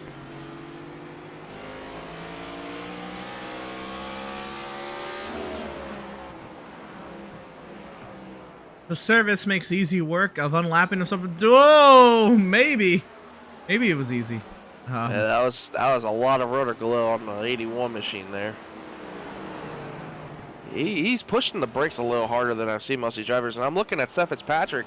I'm not really seeing much rotor glow on his car either, so it doesn't look like Seth Fitzpatrick's having to use a ton of brakes, but just a decent enough to where he gets his car to be able to handle good. Seth Fitzpatrick has such a large margin now. He can back up these corners and doesn't really have to force the brakes too much. He just has to keep it in a rhythm, keep it moving in the right direction. Have a driver on pit lane, Matthew Byers. They were already lapped, but that could mean we are nearing the end of our fuel run here, Ed. Yeah, absolutely. And another position I'm looking at here is 4th and 5th. Seth Berger's starting to catch Hunter Simpson a little bit here, to where Seth is actually going to be in good position for this last stage, hopefully, if he makes it all the way there. And we're getting actually really close to this stage end too. We're going to 101, and Seth Fitzpatrick's about to be on lap 95 when we come all said and done. So actually, you might see these drivers stretching to where they make it to the stage end. Hey, is anyone who is going to stretch it? Matthew Byers, he was well out of a chance of getting stage points, so it was time for him to just come on down and make the call for him to set himself up for the rest of this race. But Seth Berger is trying to chase down newcomer Hunter Simpson. Only about, well, we'll throw it up there on the screen, 6/10 back. To get close, this could get spicy. Yeah. Seth has been having a really good run tonight. I know he was mentioning how he hasn't felt like he was doing really good his last couple of races. He's doing pretty solid in my opinion tonight, running a good top 5 race. This is what he honestly needs, just to finish top 5, top 3. I know he wants the wins that are really so important to him, but good finishes take you a long way in these playoffs, especially getting stage points too. So that's got to be a good positive sign for the 77.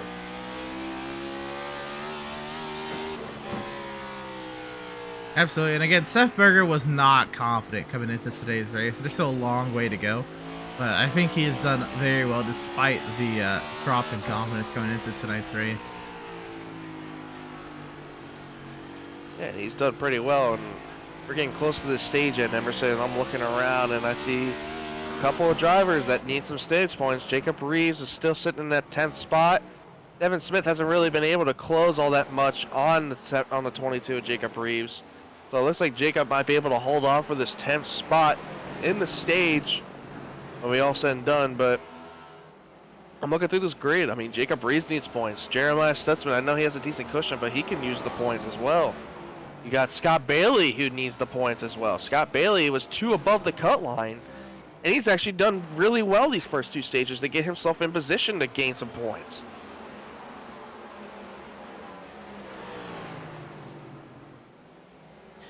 Scott Bailey right in there in the 6th position.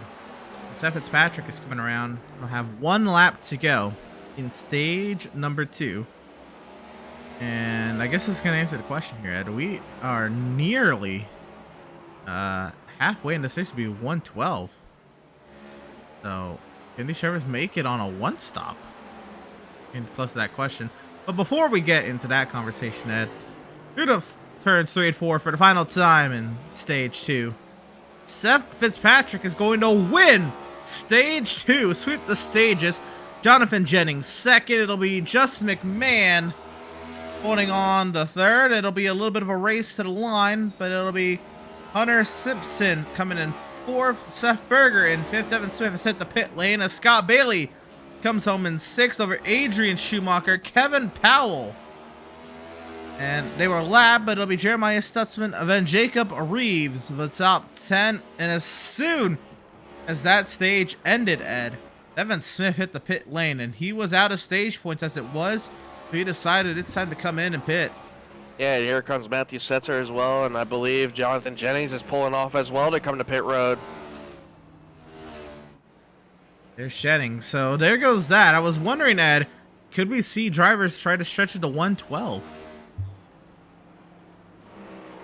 Hunter Simpson had made a mistake. He's dropped down to running order, and he's coming down to pit lane now. So maybe he missed pit road. There's a little bit of damage on that 15 machine as well. Yeah, the 20 Just McMahon, who was our third place runner, also in. The leader is actually, I believe I just heard over the radio, is going to be coming soon too. So Seth Fitzpatrick will be coming to pit road, I believe, this time by. What a busy pit lane. Like, as soon as that stage was over, it just rang the dinner bell for everybody to come get yourself some four fresh good years. Goodness. Yep, here comes our leader, Seth Fitzpatrick, on the pit road now. Seth Berger is staying out right now to get some laps left. Scott Bailey is also out there still. Adrian Schumacher as well. Jeremiah Stutzman. Oh, somebody just left. Hunter Simpson has left. So something happened to the 15 machine that we'll try to figure out what happened. Oh, and Jacob Reeves almost hit the barrels coming into pit road. It was close. So Seth Fitzpatrick is down and away. And Ed, we're getting close to that 112 mark. Some drivers might be trying it. Yeah, the 95 almost looped it off a corner exit, I believe, off of turn 3. I heard something happen. But he saved it and we stayed green. Wasn't a really big spin, but almost catastrophic for that 95 as we see Adrian Schumacher on the pit road now. Seth Berger still out there with Scott Bailey. It looks like Scott Bailey is just holding on to dear life with his tires right now. He's just getting passed by all these guys on fresher tires.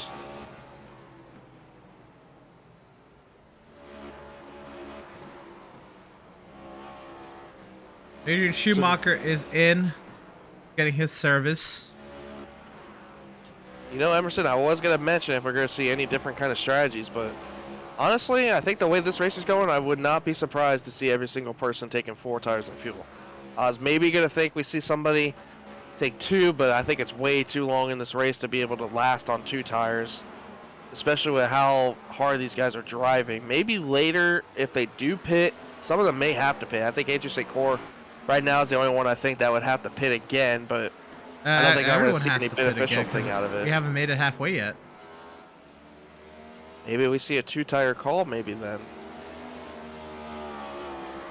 Seth Berger's still out there leading this race with Scott Bailey and Jeremiah Stutzman. Oh, actually, nope. I thought Jeremiah was coming in. He was really slow off of turns 3 and 4. What I'm thinking here, Ed, is top 3, along with Borden and Rogers, are going to try this one stop. Here comes Berger.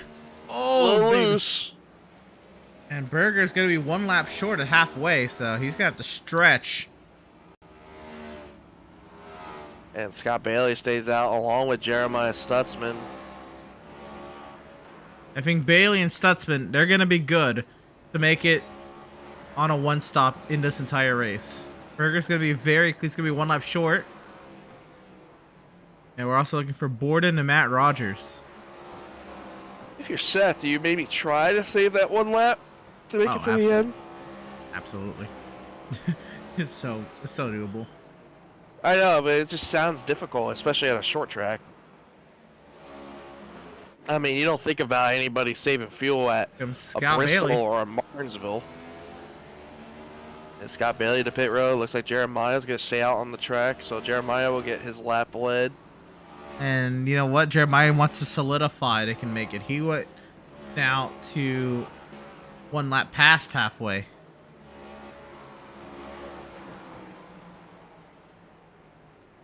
And Steph Patrick's gaining a big time on Jeremiah.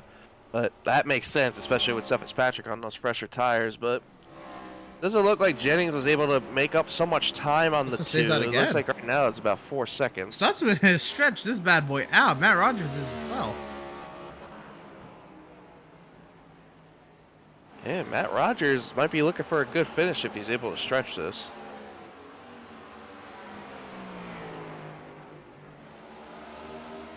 Now I'm looking around, I see one potential battle that might heat up between teammates, between the 77 and 82. The 82 is catching the 77.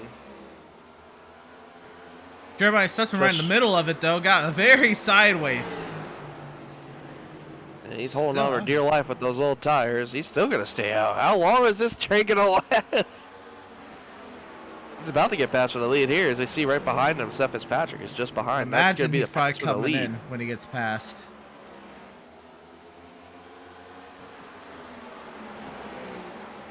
Maybe next lap, since he's going to be on the high side. Yeah, that would make more sense. So, yeah, I'd imagine he's coming in this lap. And if he doesn't come in this lap, then I don't know what he's doing. Matt Rogers is staying out as well. And Just McMahon is...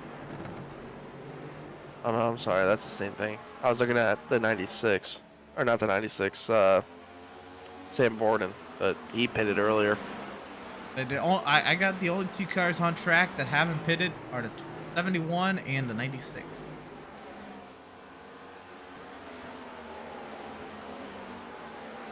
That's still out here. Hey, he's still going. I'm just curious. When is he going to make this stop? You know what? He's going to make it super easy on himself then. But if Stutzman can go this long, then I guess everybody who pitted around the lap 100 mark can make it to the end. Yeah, but the big thing you got to think about too, how much of a gap he's going to have to make up to be able to make some spots up. He's getting passed big time by some of these guys that are coming on fresher tires. And you're going to pull a big time amount of time on this 71 once he comes down pit road.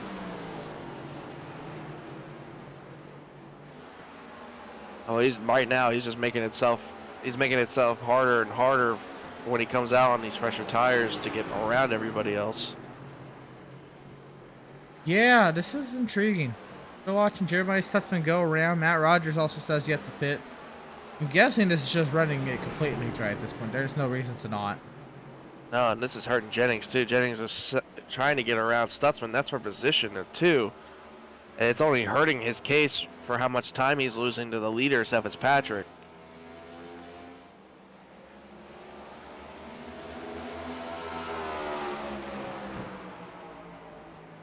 I'm really curious to see Stutzman's strategy after this. I mean, does he just go all out? I mean, does he save a little bit and then go? Because he's got to make it about another 100 laps on tires. The way it's going, he does not have to save any fuel in the next stint. Everyone else, I have no idea. Matt Rogers also had an issue. Dropped a spot there. I am not sure what either of these guys are doing. And Jeremiah got points at stage 2, but I don't know if it's going to help him big time towards the end, but I mean, you got to think, I mean, he's got to come in sooner or later, and we're just waiting on it, but all this time he's staying out doing this, he's just going to hurt himself losing time, and he's going to make it harder on himself to try to even pass cars, because we see how difficult it is to make passes as we see him get loose there off the corner. I think he's got to come in either now or the next time, because he's just hurting himself more and more. Very intriguing way this is playing out. Stutzman continuing to run his flying, continue to run laps.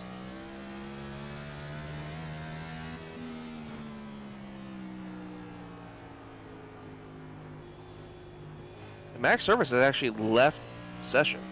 Max Service is no longer in the Service race. is done. Adam Gardner's in the pit box, out. And Sam Borden is back on the pit lane. Matt Rogers is in pit lane.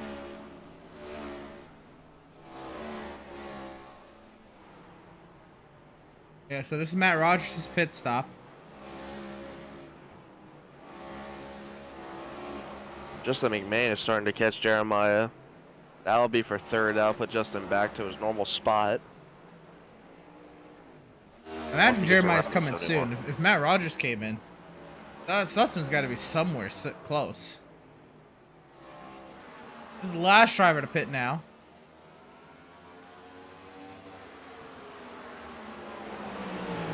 Justin's going to power to the inside and easily clear the 71. Now put Justin back in third. And then once the 71 pits, I think we'll be all cycled out.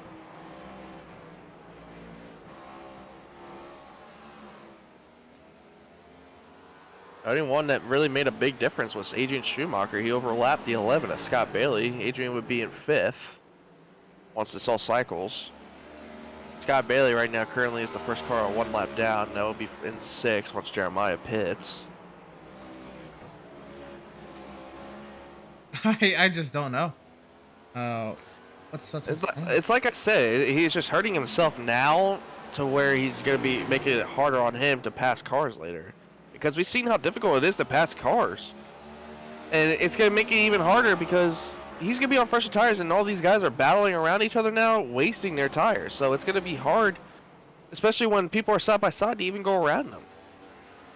I just don't know why he would give up all this position to possibly for something that wasn't going to work. I mean, he might prove me wrong, but I have to see it to believe it, to be honest with you. Certainly. I'm not counting him out at all, and I just don't see how this is going to pay out.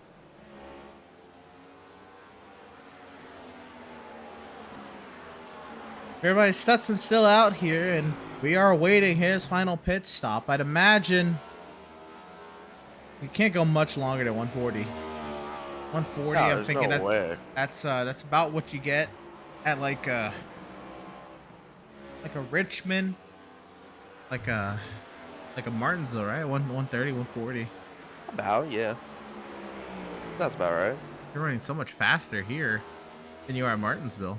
What's weird is his times aren't that bad either. I mean, the leader, Seth Fitzpatrick, is running 21.4s, and Jeremiah is running 22.0s. His lap times are not that bad. No, it's only like 0.6 of a second difference, and it's not like it's like a second to 2 seconds of a difference. I mean, you can just see that he's struggling because some corners you see him get loose on exit. It's just that's how the tires are just gone on the 71 car.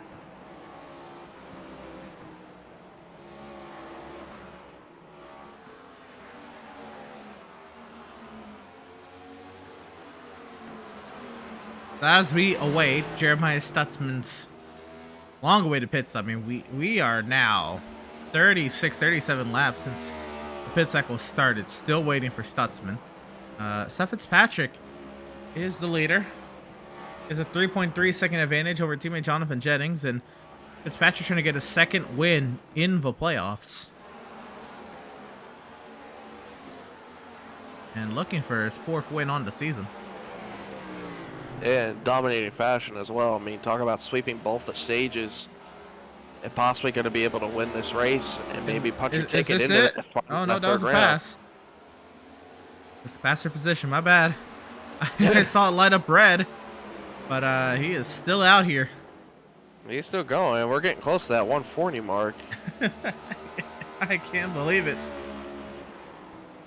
I can't believe it. What is happening? Oh, and he really sent it.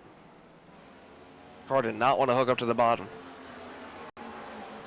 Is this it? Here he comes. This is it. There we go. And that is it for the 71. 139 and a 140. Got it. Oh my goodness. So we're gonna have to pay attention to this because I actually want to see how much time he makes up. He's gonna go at least 2, maybe 3 laps down. He's gonna have 85 laps. He does not have to save the tires anywhere near the length anyone else does. No. And another driver coming in as well, Andrew St. Cyr, is on his way to pit road as well. That's a driver that recently pitted at lap 75. Yeah, so he proposed already making a 2-stop. This is Andrew St. Cyr's second of 2 stops. There's Stutzman down in the way, Andrew St. Cyr. Scott Bailey got around the 82 of Adrian Schumacher. That battle was for 5th, so moves Scott Bailey into 5th place. Back to 5th place. Remember, he was ahead and something yeah. amiss. Yeah, I think Adrian overlapped him, so something must have happened to the 11. That wouldn't be the first time the 11 had an issue on the pit stop. Remember Daytona Road Course? Yeah, that was... That's not it. So He Andrew ended up St. hitting the Cyr wall. is the final one there. I've been waiting about 40 laps to do this. I want to try to go back and figure out what happened to this Hunter Simpson guy and why it took so, or why he had to come back down the pit lane, or what mistake he had. I think we're gonna catch this late. I don't even know what he's doing here. I don't know. I don't really see much. You see any damage? I don't see no damage. Maybe he had to set his pit options, I guess.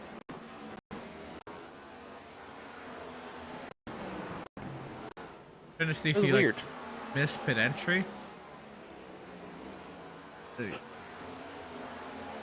Not entirely sure what happened there for Hunter Simpson. We've also lost now Sam Borden from this race.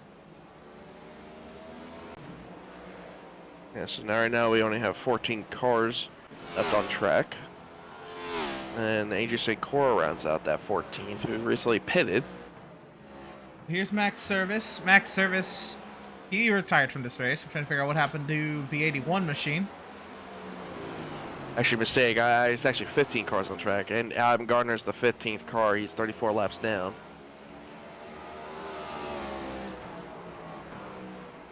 Good to see Adam Gardner stick around. At least try to pick up the scraps, and that happens. Max Service here in the 81 machine. I think he just comes down and calls it a day. He's going slow enough to make the pit entry. Yeah, he just called it a day. That'll do for the 81 machine. Doug Solms also called it a day. I'd imagine Sam Borden did the same. There's something maybe amiss on Adam Gardner's car that caused him. So that was just us trying to do some investigative work. 76 laps to go here from Lakeland, Florida's USA International. Here in round 30 of the Outlaws Sim Series, the first race of the second round of the Outlaws Sim Series playoffs. And Seth Fitzpatrick is trying to put Adrian Schumacher 1 lap down. Schumacher currently rides in the 6th position. The top 5 though, Fitzpatrick, Jennings, McMahon, Berger, and Bailey. We're gonna go ahead and step aside. We'll be right back. We're gonna go Pit Stop TV side by side here from the USA.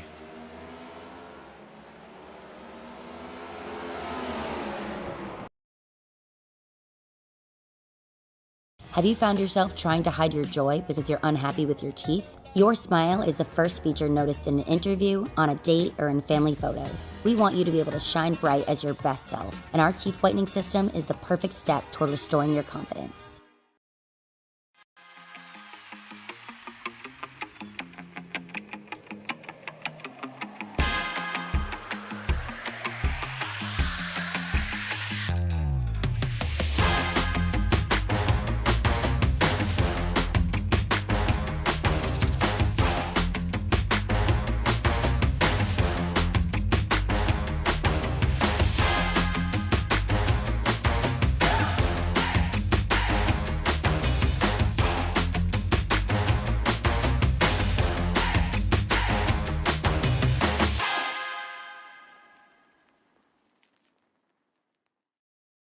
After months of quarantine, we're all interested in how we can become our best self. The team at Permanent Makeup and Cryo is here to help you get the flawless makeup look every day without the extra effort or time. When it comes to your appearance, you deserve the best care that money can buy.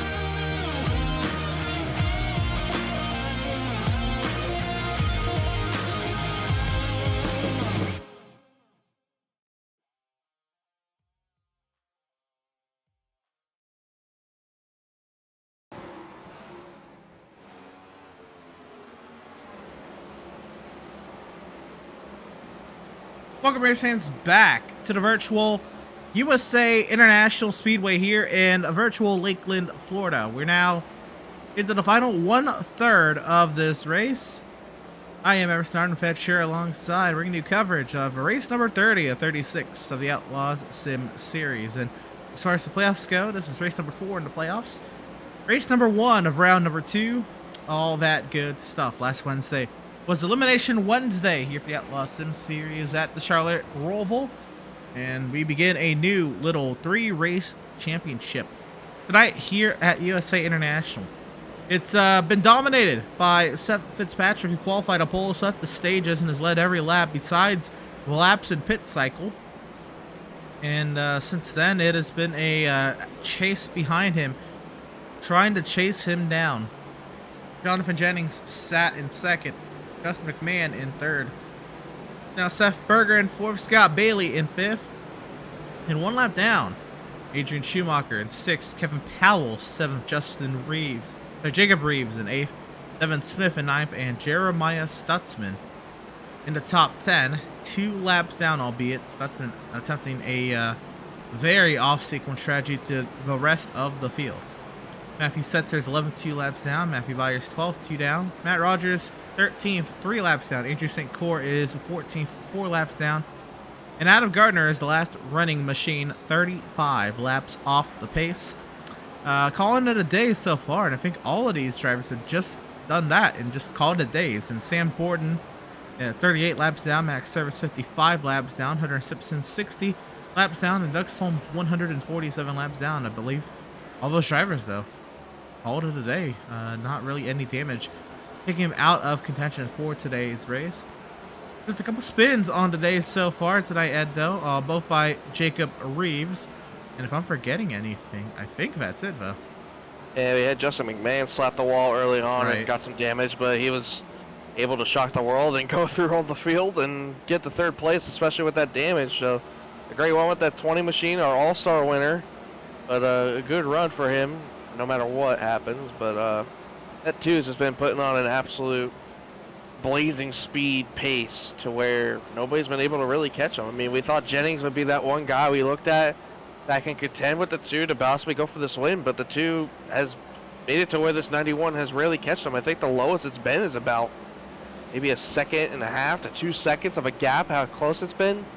But other than that, this 2 has just been able to put on a lights-out performance, winning both the stages and possibly going for the whole sweep. Absolutely. We want to give a shout out to our partners here at Pit Stop TV, Whiplash Media Sim Cams. If you're loving the sights and sounds from tonight's broadcast or any of the previous ones here on Pit Stop TV, and you want to get your hands on one of these Whiplash Media Sim Cam packs, over to pitstoptv.com/whiplash. SimRapMarket.com, formerly known as Heatwave Designs website. They produce a plethora of iRacing paint schemes for a bunch of vehicles here on the service. And if you're a driver or a painter who either just doesn't have time to paint, doesn't have really the creativity they feel, or just wants a different outlook on the vehicles they're using on the iRacing.com motorsport simulations platform, head over to simratmarket.com and see what bases they have there for you. You can buy the base, use PSTV at checkout for 10% off your order, and then make that car your own.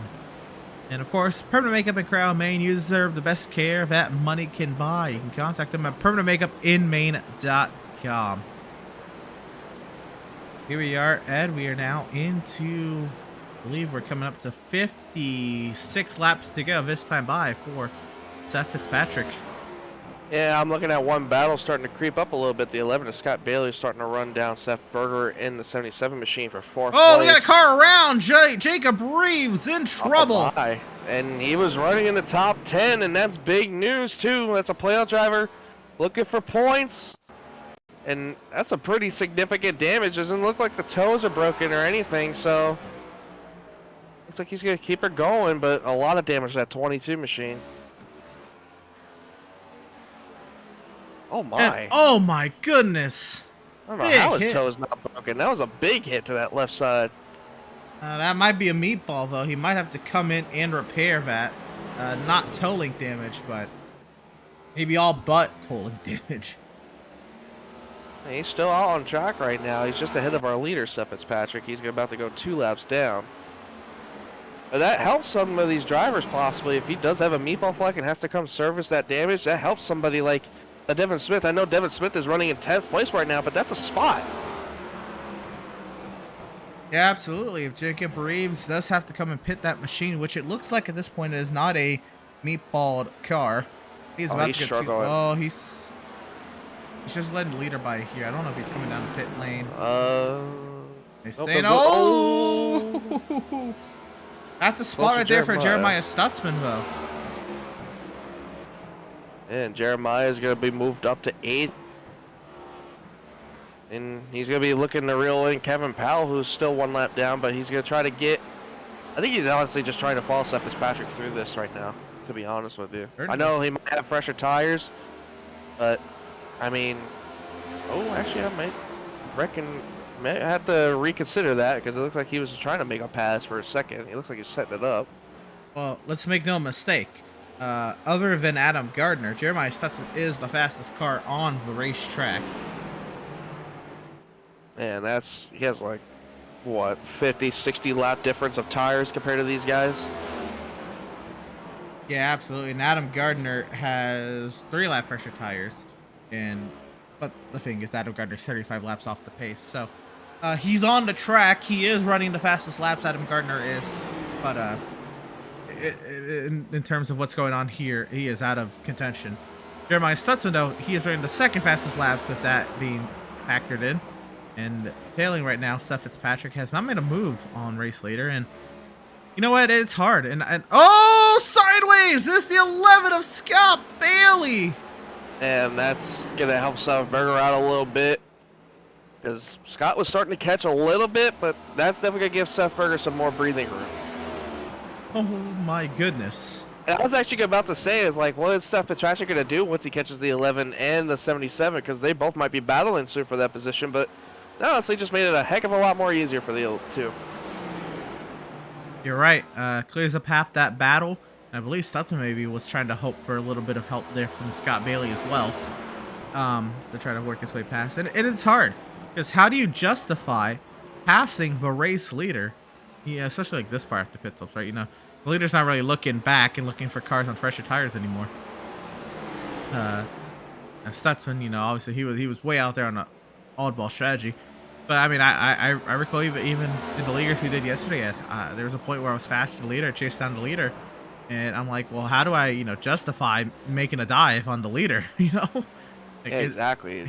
Lap traffic plays so much more of a different strategy than anything else. Lap traffic will fight you, no matter if he's 1 lap down, 2 laps down, even 5 laps down. It's that hard to pass lap traffic, especially when you're on older tires and they're on new tires. They make it so much more trickier on you, where you have to watch your every single move. So Seth Berger gives up his lead lap position, leaving 3 on the lead lap. Seth Fitzpatrick making some great work through this field. Left all but Jennings and McMahon. Berger now, first car 1 lap down. Jeremiah Stutzman, the first car 2 laps down, trying to work his way through the field, but already up to 8th for that 71 machine. You know what, Ed? He is 13 seconds back, but I guess it is not that far-fetched to say he has a shot maybe at like an Adrian Schumacher for 6th. Maybe Bailey and Berger for 5th or 4th. I don't know, because right now I'm looking at a battle for 6th right now. Kevin Powell's over the back of Adrian Schumacher for 6th. There you go, yeah. We'll catch up with this. Yeah, but the other factor to that is, of course, Stutzman passing Fitzpatrick, or Fitzpatrick just been 2nd lap down on these guys. Oh, yeah, absolutely. But you got to think, too, it's like, let's say he does get around Seth Fitzpatrick right now. About a whole straightaway and some change to get to Kevin Powell and Adrian Schumacher. So he's going to need a little bit of help, I would say. I'm not like caution help, but he does have the fresher tires by a mile. It's just he has yet to make that move on Fitzpatrick, which is hurting him. And it's not like he's running faster times either. He's running 21.8s, and Schumacher and Kevin Powell are running 22.0s. That's a couple tenths faster, and you know that adds up. I actually think Seth Fitzpatrick's actually holding up Stutzman a little bit, with Stutzman being behind him. Maybe. I definitely would imagine that, but again, I feel for Stutzman, this spot's like really the only way to pass here is like to kind of dive bomb somebody, and it's like, you know, you don't want to make the leader mad by dive bombing him. You do have your own race to run.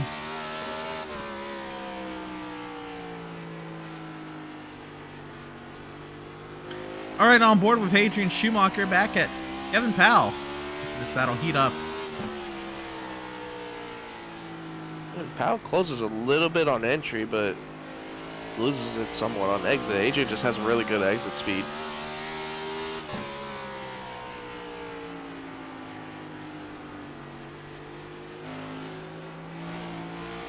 Adrian's so calm under acceleration. And I was going to mention too, I'm sorry to cut you off there, but Adrian needed a run like this. Sure. You know, I know he dominated both the road courses in that first round, but we're not having any more road courses for the rest of the season. He needs to have good runs at some of these ovals. And if I remember correctly, Milwaukee Mile, he finished outside the top 10. Like he was like 12th or 13th. And he needs really, really good finishes to be able to move on this next round. I was going to say, because this round is going to be tricky for some people that struggle at some ovals. Like, I know Adrian, and you and me both know him well. He's good at ovals. Talladega next week's probably going to be a really good track for him, but Darlington, I have no idea how that's going to play for him. I know Adrian is pretty good at Darlington. You got to think, though, Darlington, yes, it's an oval, obviously. But it's one of the more unique ovals. Darlington, I think, plays in the favor of somebody who likes road courses like Adrian, because it's all about finesse. And Adrian, he's done well, at least in the Xfinity car at Darlington. I have no doubt that Adrian is going to have some sort of pace entering Darlington week. Yeah, absolutely. I'm just looking at... I'm excited mainly for Talladega next week, because Sure. I feel like we might see a surprise, if anything, I feel like, for Talladega. But, I mean, just think about it. Somebody like an Adam Gardner who's 35 laps down right now. Imagine he goes on to win Talladega. How that shakes up everything. I was going to say, the wrench that throws in the playoff field. That shakes up everything. So, say that did happen. That throws a Scott Bailey or a Jacob Reeves out of this playoffs right now. And they would have to work their way in by points. That makes it that much harder for some of these drivers to put focus on some of these racetracks. Like, Jacob Reeves did not have the greatest of nights tonight. He spun out a couple times, but was able to make his way back inside the top 10. Crazy, Scott still Bailey, ninth. yeah, it's insane. Scott Bailey has had a really good night. He's been in the top 5, top 6 all night. And he's been able to make his way through. And he's actually getting close to battling with Seth Berger for 4th. They're right close next to each other. But a Devin Smith, who's been outside the top 10, he's now in 10th now, having trouble. Matt Rogers outside the top 10 in 13th. All those guys that needed points are struggling. Adrian St. Core hasn't been really as competitive as I thought he would be tonight either. Same thing with Adam Gardner. All those guys that need points are going to circle next week and be like, I can cancel this race out and just go win Dega. That's how different that can play out. It's just, that's why I enjoy real life NASCAR, because that's one track that everybody looks at. Talladega. Anything can happen. And it's just that little slip up that you can have at one track, it pays big dividends when you go to Talladega the next week. 100% agree. It's wild. I mean, obviously, any race can make or break around for someone, but Talladega is the race that will make or break some rounds, for sure. Yeah, and I feel like we have to do the same thing with Atlanta in round 3 too. Absolutely. We're getting close to the end of this race, and we are clicking off some laps. You're now working 27 laps to go next time by for Steph Fitzpatrick. And battles are coming to fruition here. I mean, Steph Fitzpatrick's doing really well up front. We got Scott Bailey trying to run down Seth Berger again. Adrian Schumacher getting run down by Kevin Powell. Stutzman still stuck behind Seth Fitzpatrick 2 laps down, but it's going to be interesting to see if he can make up all that time. They're about a straightaway behind each other, so Stutzman is going to need to do something to be able to maintain and try to catch Kevin Powell and Schumacher. If not, somewhat of a decent recovery in 8th. I was expecting a little bit more, hopefully, out of him to get like a 5th or a 6th. But, I mean, I feel like, I don't know, do we say it's a success with the strategy? It's hard to say yes. If he could have passed Seth Fitzpatrick so much earlier in this race, right, and maybe have a go at Schumacher and Powell, I think that would have been a great mark there. If he catches these two, then it's a success. But yeah, he's just sat behind the leader, and I can't, definitively say it was great, good or bad, because he hasn't made that pass in the leader or anything like that. Yeah, absolutely. And Adam Gardner's on pit road right now. He's still there. I'm guessing he's calling it a night. I would imagine. And he's at the point now, right? He can't make up any more spots. No. He's run all he could run. 15th for the day he's had. I'm sure, he'll take the scraps. But tough day. Andrew St. Core, he is now the last car running. He's nearly put in the wall. He's trying to chase down Matt Rogers in turn 3, though, so that's a little bit of a thing to keep up on as well. The battle between St. Core and Rogers. They both had not had the greatest of days, but that's a point that can go in someone else's favor. Yeah, I mean, I think Andrew at this race just has to look on to next week. Just focus on what he can do at Talladega. I know he's definitely got that one in Darlington Circle. I don't think a lot of drivers were expecting a lot out of this track tonight. I feel like maybe some more than others. Sure. Like a Steph Fitzpatrick or a Jennings possibly looked at this maybe as a possible chance to win tonight and clinch your way into round 3. But somebody like Andrew St. Core or Adam Gardner, I don't know if they had it circled to where they can do really well here. I mean, maybe Andrew, because I felt like this track compared him a little bit with how he was at New Hampshire, because it kind of played somewhat of a little factor. But, I mean, all in all, I mean, he tried his hardest, and he's still out there running. He's 5 laps down, but, maybe a couple incidents happened in front of him. He somehow gained some spots, but I don't think, if I remember correctly, I don't think he got any stage points at all tonight, so I think he's just going to go based off his finish. That's correct. No stage points that I recall correctly ever. If I recall correctly, very interesting score. Kevin Powell, he has been hounding this rear end of Adrian Schumacher for quite a bit. Yeah, he just has had nowhere to go. He's just not making that definitive move. Yeah, and that's something we haven't talked about a lot either. The dirty air playing a big factor in this too. So it's making it harder and harder for these guys to pass.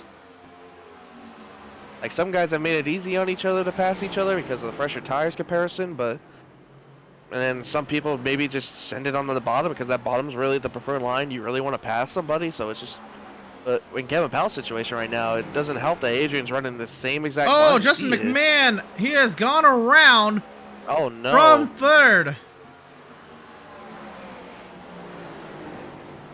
and he is now down to 5th, and he's got Schumacher and Powell right behind as well.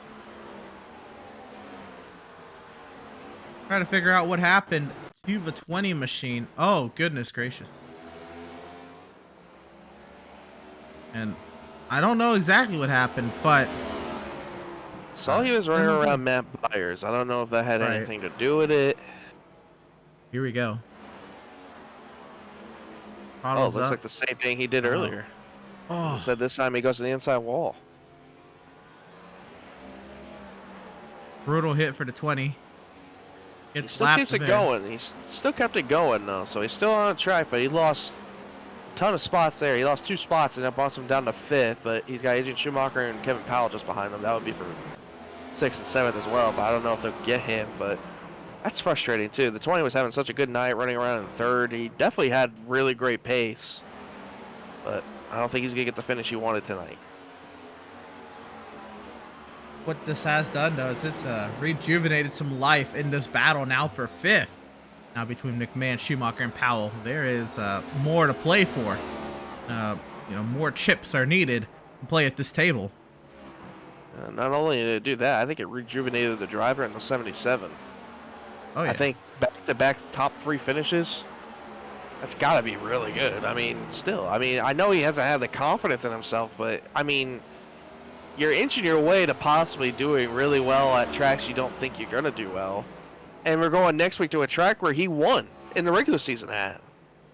He won last season as well to lock himself into the next round of the playoffs at Talladega.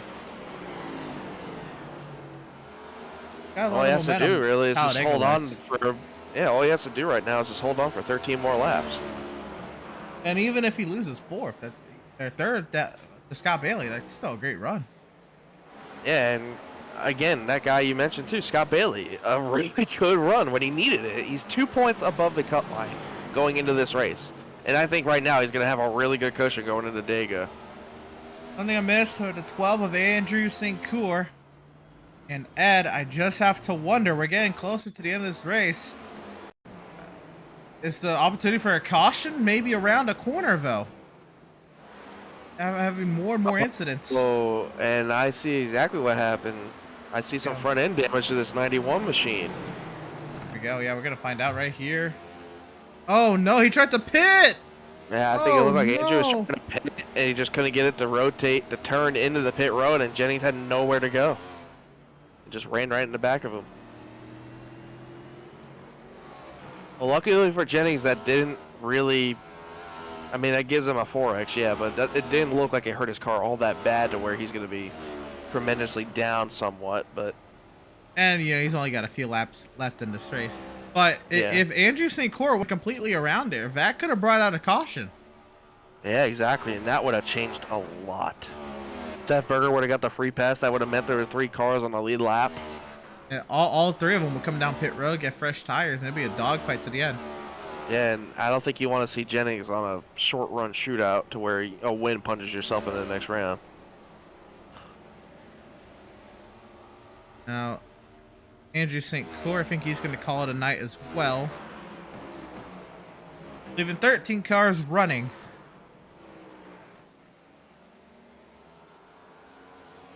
And the battle on track still between Schumacher and Reeves. McMahon has opened up that gap once again.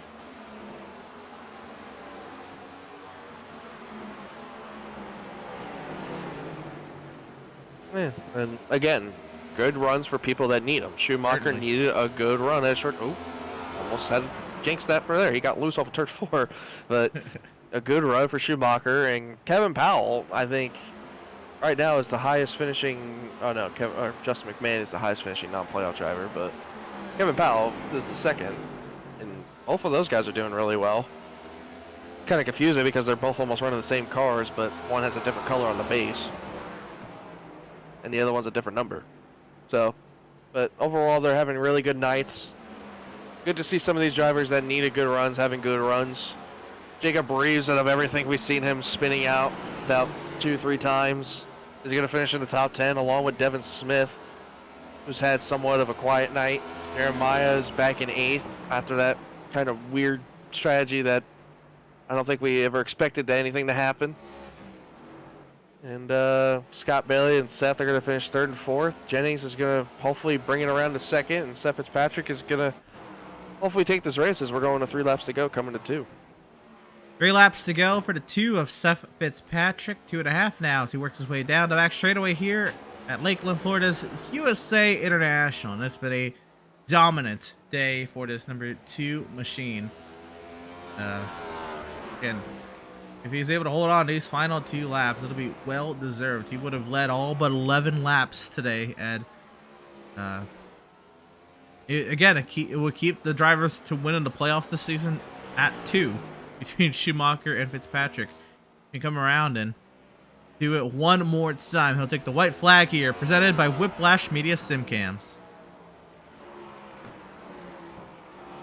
Yeah, I mean, just one heck of a drive from a driver that we expect nothing but success out of. I mean, he's showing up at the right times when he need to. He dominated the Milwaukee Mile. Well, I shouldn't say dominated the Milwaukee Mile. He got past Joshua Showed up at the Valley right time, and he wins here at the USA International Speedway.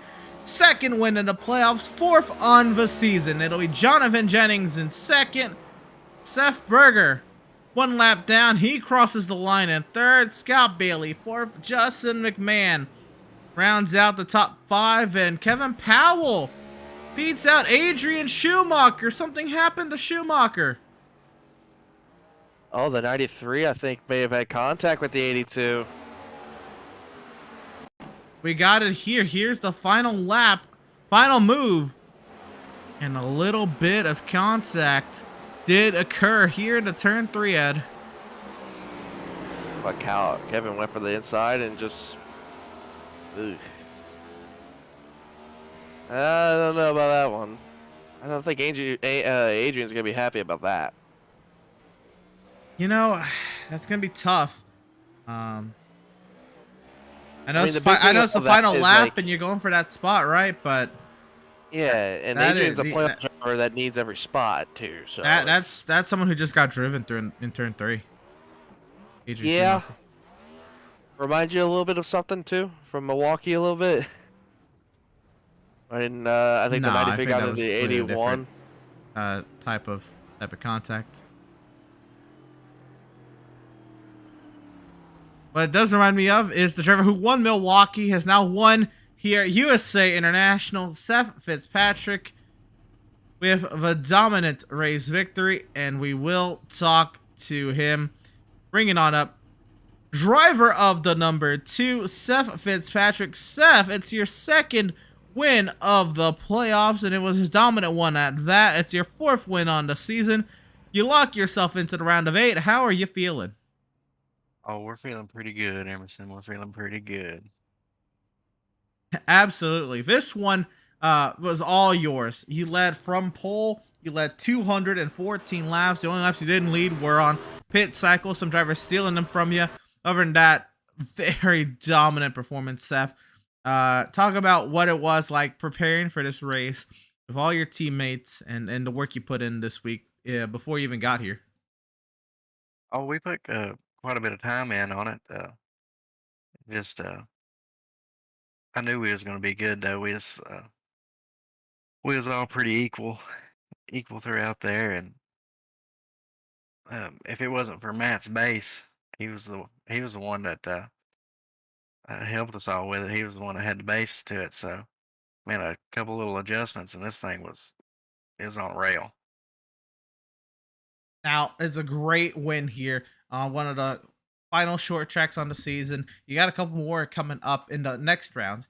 I know that kind of, lets Talladega, Darlington kind of beat around. You can have a little bit more fun there. But looking to that round of 8, and let's just say for the sake of it, specifically North Wilkesboro, and then Richmond at the championship finale, how does this kind of set you up, kind of prepare you for those final 2 short tracks? Pretty good, I think. I think we're doing really good on short tracks. Jonathan's the master, and I'm just trying to learn from him. But I think we'll be pretty strong. Well, there you go. And then I do have to ask, then, what's your game plan now for Talladega? Hell, why not try to win it? We're gonna go let it all hang out. I wish New Atlanta was in this round too. Now. There you go. Seth Fitzpatrick, 4th win on the season. You're locked into the round of 8. You're going to let it all hang out at Talladega. I love to hear it. Can't wait to see it, Seth. Congratulations on a dominating victory this evening. And congratulations on making the round of 8. Best luck to Talladega and next round. Hey, thank y'all. There it is, the 2 of Seth Fitzpatrick. Again, what a dominant race. Let's take a look at how it all wound out here at the checkers here, Ed. It is of course Seth Fitzpatrick with the victory. Jonathan Jennings comes across the line in 2nd, and that's it for the lead lap. It's Seth Berger, the first car, 1 lap down, in 3rd. Scott Bailey in 4th. Justin McMahon in 5th. Kevin Powell with a little bit of last lap contact with Adrian Schumacher, he'll get 6th. Schumacher falls down to 7th. And then 2 laps down, it's Jeremiah Stutzman in 8th, Jacob Reeves in 9th, Devin Smith rounding out the top 10. In 11th, you had Matthew Setzer 3 laps down. Matthew Byers 4 laps down in 12th. What a good run for that 94 bunch. 96 of Matt Rogers finishes 13th, 5 laps down. Oh, Andrew St. Cor, who was 14th, 15 laps down. Not the run that he was hoping for tonight. League owner Adam Gardner was 15th, 65 laps down, who just didn't have the pace all night tonight and looked like he was struggling a lot. Hopefully he'll make it up back in Talladega next week. And 16th, out of all the drivers that did not finish, Sam Borden, 101 laps down. 17th, Max Service, in the 81, 118 laps down. 18th to 15th, Hunter Simpson, who made his debut tonight, 122 laps down. 19th, Doug Solms, 67, 210 laps down. And Vincent Cortez, who did not take the green tonight, 226 laps down. Yeah, so only 19 cars showed up, and that'll do it for this evening's race. We got more post-race coverage coming up on the far side of this break, though. Don't you go anywhere. More post-race coverage from the virtual USA International coming up on the far side of this break.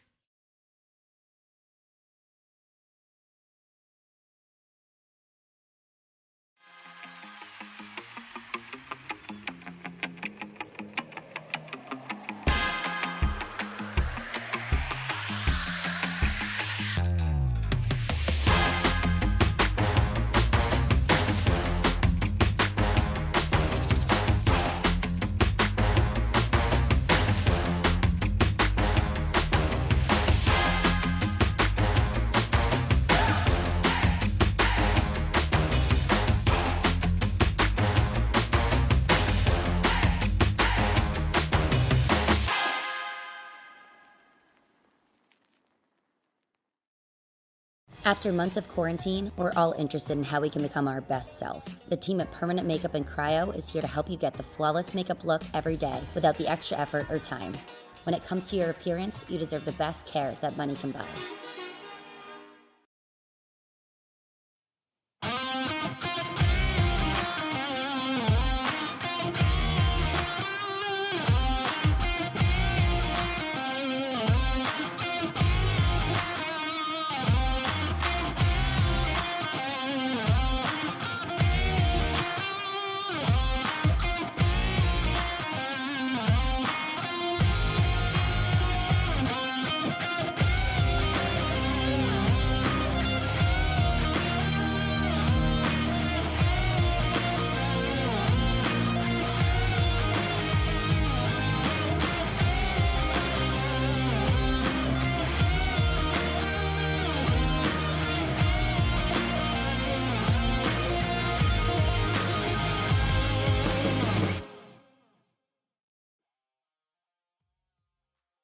Have you found yourself trying to hide your joy because you're unhappy with your teeth? Your smile is the first feature noticed in an interview, on a date, or in family photos. We want you to be able to shine bright as your best self, and our teeth whitening system is the perfect step toward restoring your confidence.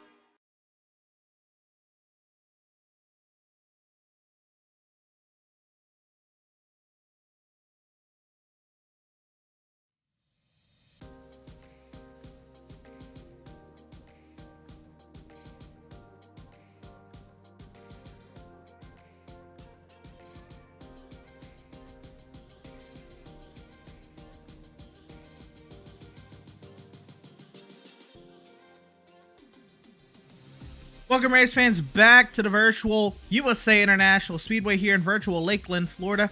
I am Emerson Darn with Ed Scher alongside this evening, and we wrapped up a great green flag race from start to checkered. Can't say enough about this Outlaws Sim Series field.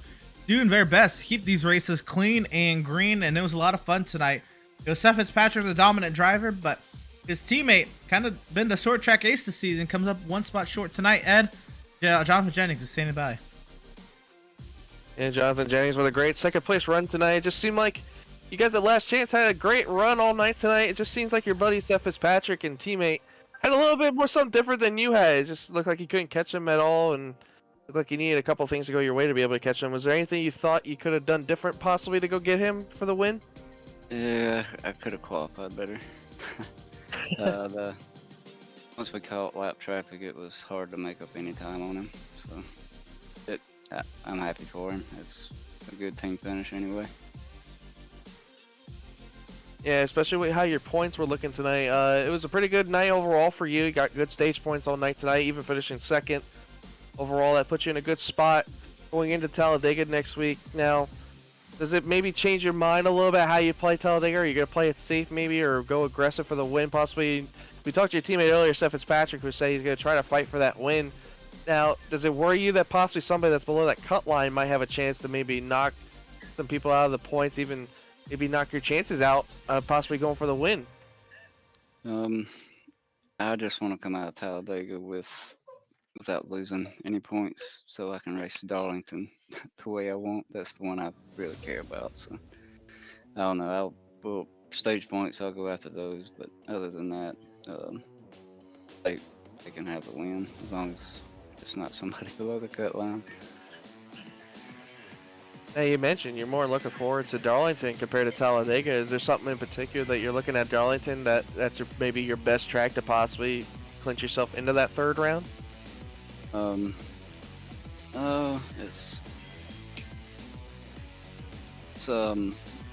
have more control over what I can do with Darlington over Talladega. So that's the only reason I don't care for Talladega. That's very understandable, but congratulations on your second place race tonight, Jonathan, and good look at paint scheme to do it with too, and hopefully we'll see you at Talladega, and hopefully you do really well. Good luck. Oh, man, thank you. And that was driver of the number 91, Jonathan Jennings. Not going to bring on up third place finisher tonight. Driver of the number 77, Seth Berger. I know, Seth, it came at a little bit of a surprise to you there towards the end of the race, but I thought this was going to be the race that would single-handedly eliminate you from this round. Seth, this is a pretty good run. Yeah, that was a great run. It feels like a win. For a while, I thought I was only going to get fifth. Then I was able to get ahead of Scott Bailey and stay there. And then, yeah, with the 20 cars spinning there, that was definitely a surprise at the end. Sucks for him, but good for me, you know.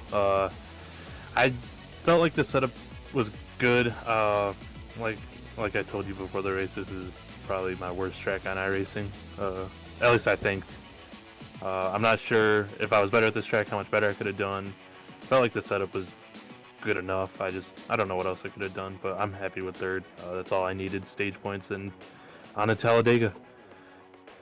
I was going to say, yeah, I'd imagine you're just trying to kind of forget about this race a little bit. It did go particularly well, but I know you got a lot of momentum heading to Talladega. If I could recall correctly, I think you won the last two times we've been at Talladega. So there's a lot here for the 77 machine. Now you got a good points cushion, but I'm sure you'd like to lock in with a win at Talladega. How are you gonna take it? Hopefully we can get the teamwork going at Talladega. It'd be awesome to get Burger Nation a win there. Almost like Junior Nation a win at Dega in real life. That'd be cool. Yeah, it's really just try to not get taken out and be there at the end. That's what I've done the last two times there and position myself right. So clearly I could get it done, but it's always a 50-50 chance of even being there at the end. Right on, Seth. So looks like a good little run for you tonight here at USA. Nice building of your points cushion. Looks like you're gonna have some fun at Talladega next week as well. So best of luck to you in the coming races, and yeah, hopefully we're talking to you a little bit more then. Thank you. Congrats to Seth Fitzpatrick and Jonathan Jennings on lead lap finishes. I think with this track, it's similar enough to or I'm sorry, I don't remember where the championship race is. It is Richmond, right? It is Richmond, yep. Yeah, okay, yeah. This track, you float the corners enough. I think it's the closest track to Richmond. They're going to be favorites, I think, as of right now. Shout out Burger Nation. Obviously, Berg_Arts on all media platforms. There's a giveaway. There will be an entry update. I was on vacation for the last week or so. Make sure you private message me, Berg_Arts_77, and you will get an entry into the giveaway. And thank you to you guys. There you go. Go ahead and check out Berg Arts. Again, all those social media platforms you see on the hood of his car: Instagram, YouTube, TikTok, Twitter, and Facebook. DM him for an entry into his giveaway coming up very, very soon. Congratulations on the podium finish tonight, Seth, and best luck to you. Thank you. Driver of the number 77, Seth Berger. And I was hoping we'd get to talk to Adrian Schumacher, but we'll go ahead and we'll bring on up driver number 93, Kevin Powell, at the other side of that. Yeah, we'll try to hear the other side of the story, and we couldn't talk to Adrian. Kevin, looked like you and Adrian got into a little bit of a little scrapple there towards the end. Now, was that maybe just you trying to get the spot a little bit more than he wanted it, or did you just possibly just overslip it a little bit to where you got into the side of him? Adrian did nothing wrong. I completely dive bombed him. That it wasn't intentional. I was thinking maybe if I could get my nose under there, because he was pushing up a little bit in the center. That if I could get my nose under there, it would turn his drive off down. But he stuck it a little bit better than I thought. So that's completely on me. That's very intentional. Not intentional, but it looks very intentional, but it's really not. Now, we saw you guys battling for a long time there. The dirty air, it looked like it played a big factor in how you couldn't be able to get around him for so long. Now, we saw a lot of passes being made, mainly where the guy on the bottom was able to pass the guy on the outside. Was it hard just to pass because of the dirty air, or was it just hard to get to the side of him? It was hard to get to the side of him. Adrian, he was fast off the corner, and that's where it killed me. I was quicker than him in the center of the corner, but where I needed to put the car to even try to get a run on him, I was getting loose off. So I even tried entering, half a lane up, half a tire width up, and it was just so loose every time I tried to come off the corner. So yeah, basically that position belongs to him and not me. I messed that up there, and I feel horrible. Well, I understand how you feel, and I know it's frustrating and all, but next week we go to Talladega, where you guys at Last Chance seem to have really good team chemistry going on, and I know it's probably going to be a battle between you guys and Swift Racing. How do you feel about your chances going into Talladega, maybe to steal a win away from these playoff drivers? I've won some plate tracks, but I think of it as like the lottery, it's just a gamble. I guess, the best thing you could do is try to, ride in the back and hope you miss the big one, or stay out front and hope it's not up front. But I believe our team is strong and we can pull through and at least someone to get a win. I know we'll have some top 3, top 5s, hopefully. Well, we'll see how you guys do at Last Chance. I know you guys will probably build a pretty decent setup to compete with some of those guys out there, but congratulations no matter what, your top 10 finish, and see you out there at Talladega next week. Yeah, and I want to apologize to Adrian again. Like I said, he deserves that position, not me. Well, there you go. Hearing that side from Kevin Powell on that last lap incident, and I'm glad that wasn't intentional. Looks like it was just kind of hard racing. He overdrove a little bit, and that is that. But I think that's going to do it tonight here from the USA International. It was a pretty good, clean race. even went by a little quicker than I think I anticipated. But we still have so much more coming up on the channel, Ed. Much more coming up this Sunday. Wow, I have to think about that one. Sunday, even though it's in front of my face. Sunday afternoon, 1:30 p.m. Eastern Time. The Sim Pit has their third race of the season from Watkins Glen International. You won't want to miss those GTE cars tackling the full course at Watkins Glen International, 1:30 p.m. Eastern. Great racing those GTE cars produce. And Tuesday night, we have the Virtual Racing School Advanced Legends Cup. Yes, the official iRacing Series for those Legends Coupes will be headed to the Lanier Raceplex this week. And Tuesday at 8:30 p.m. Eastern, that top split, will be broadcasted here on Pit Stop TV. If you think you have what it takes to show up, make it top split, and show out, go ahead and sign on up. Just, with the official iRacing sign up page, and you just may make it on to the broadcast. And then next Wednesday night, Ed, you got a lot of action coming up for us. Playoff racing from the Talladega Super Speedway, 7:30 p.m. Eastern Time. How about it, Ed? Yeah, I mean, that Sim Pit series seems pretty interesting, knowing that they're going to my home track in Watkins Glen. You know how I love my road courses, Emerson. I love the Watkins Glen.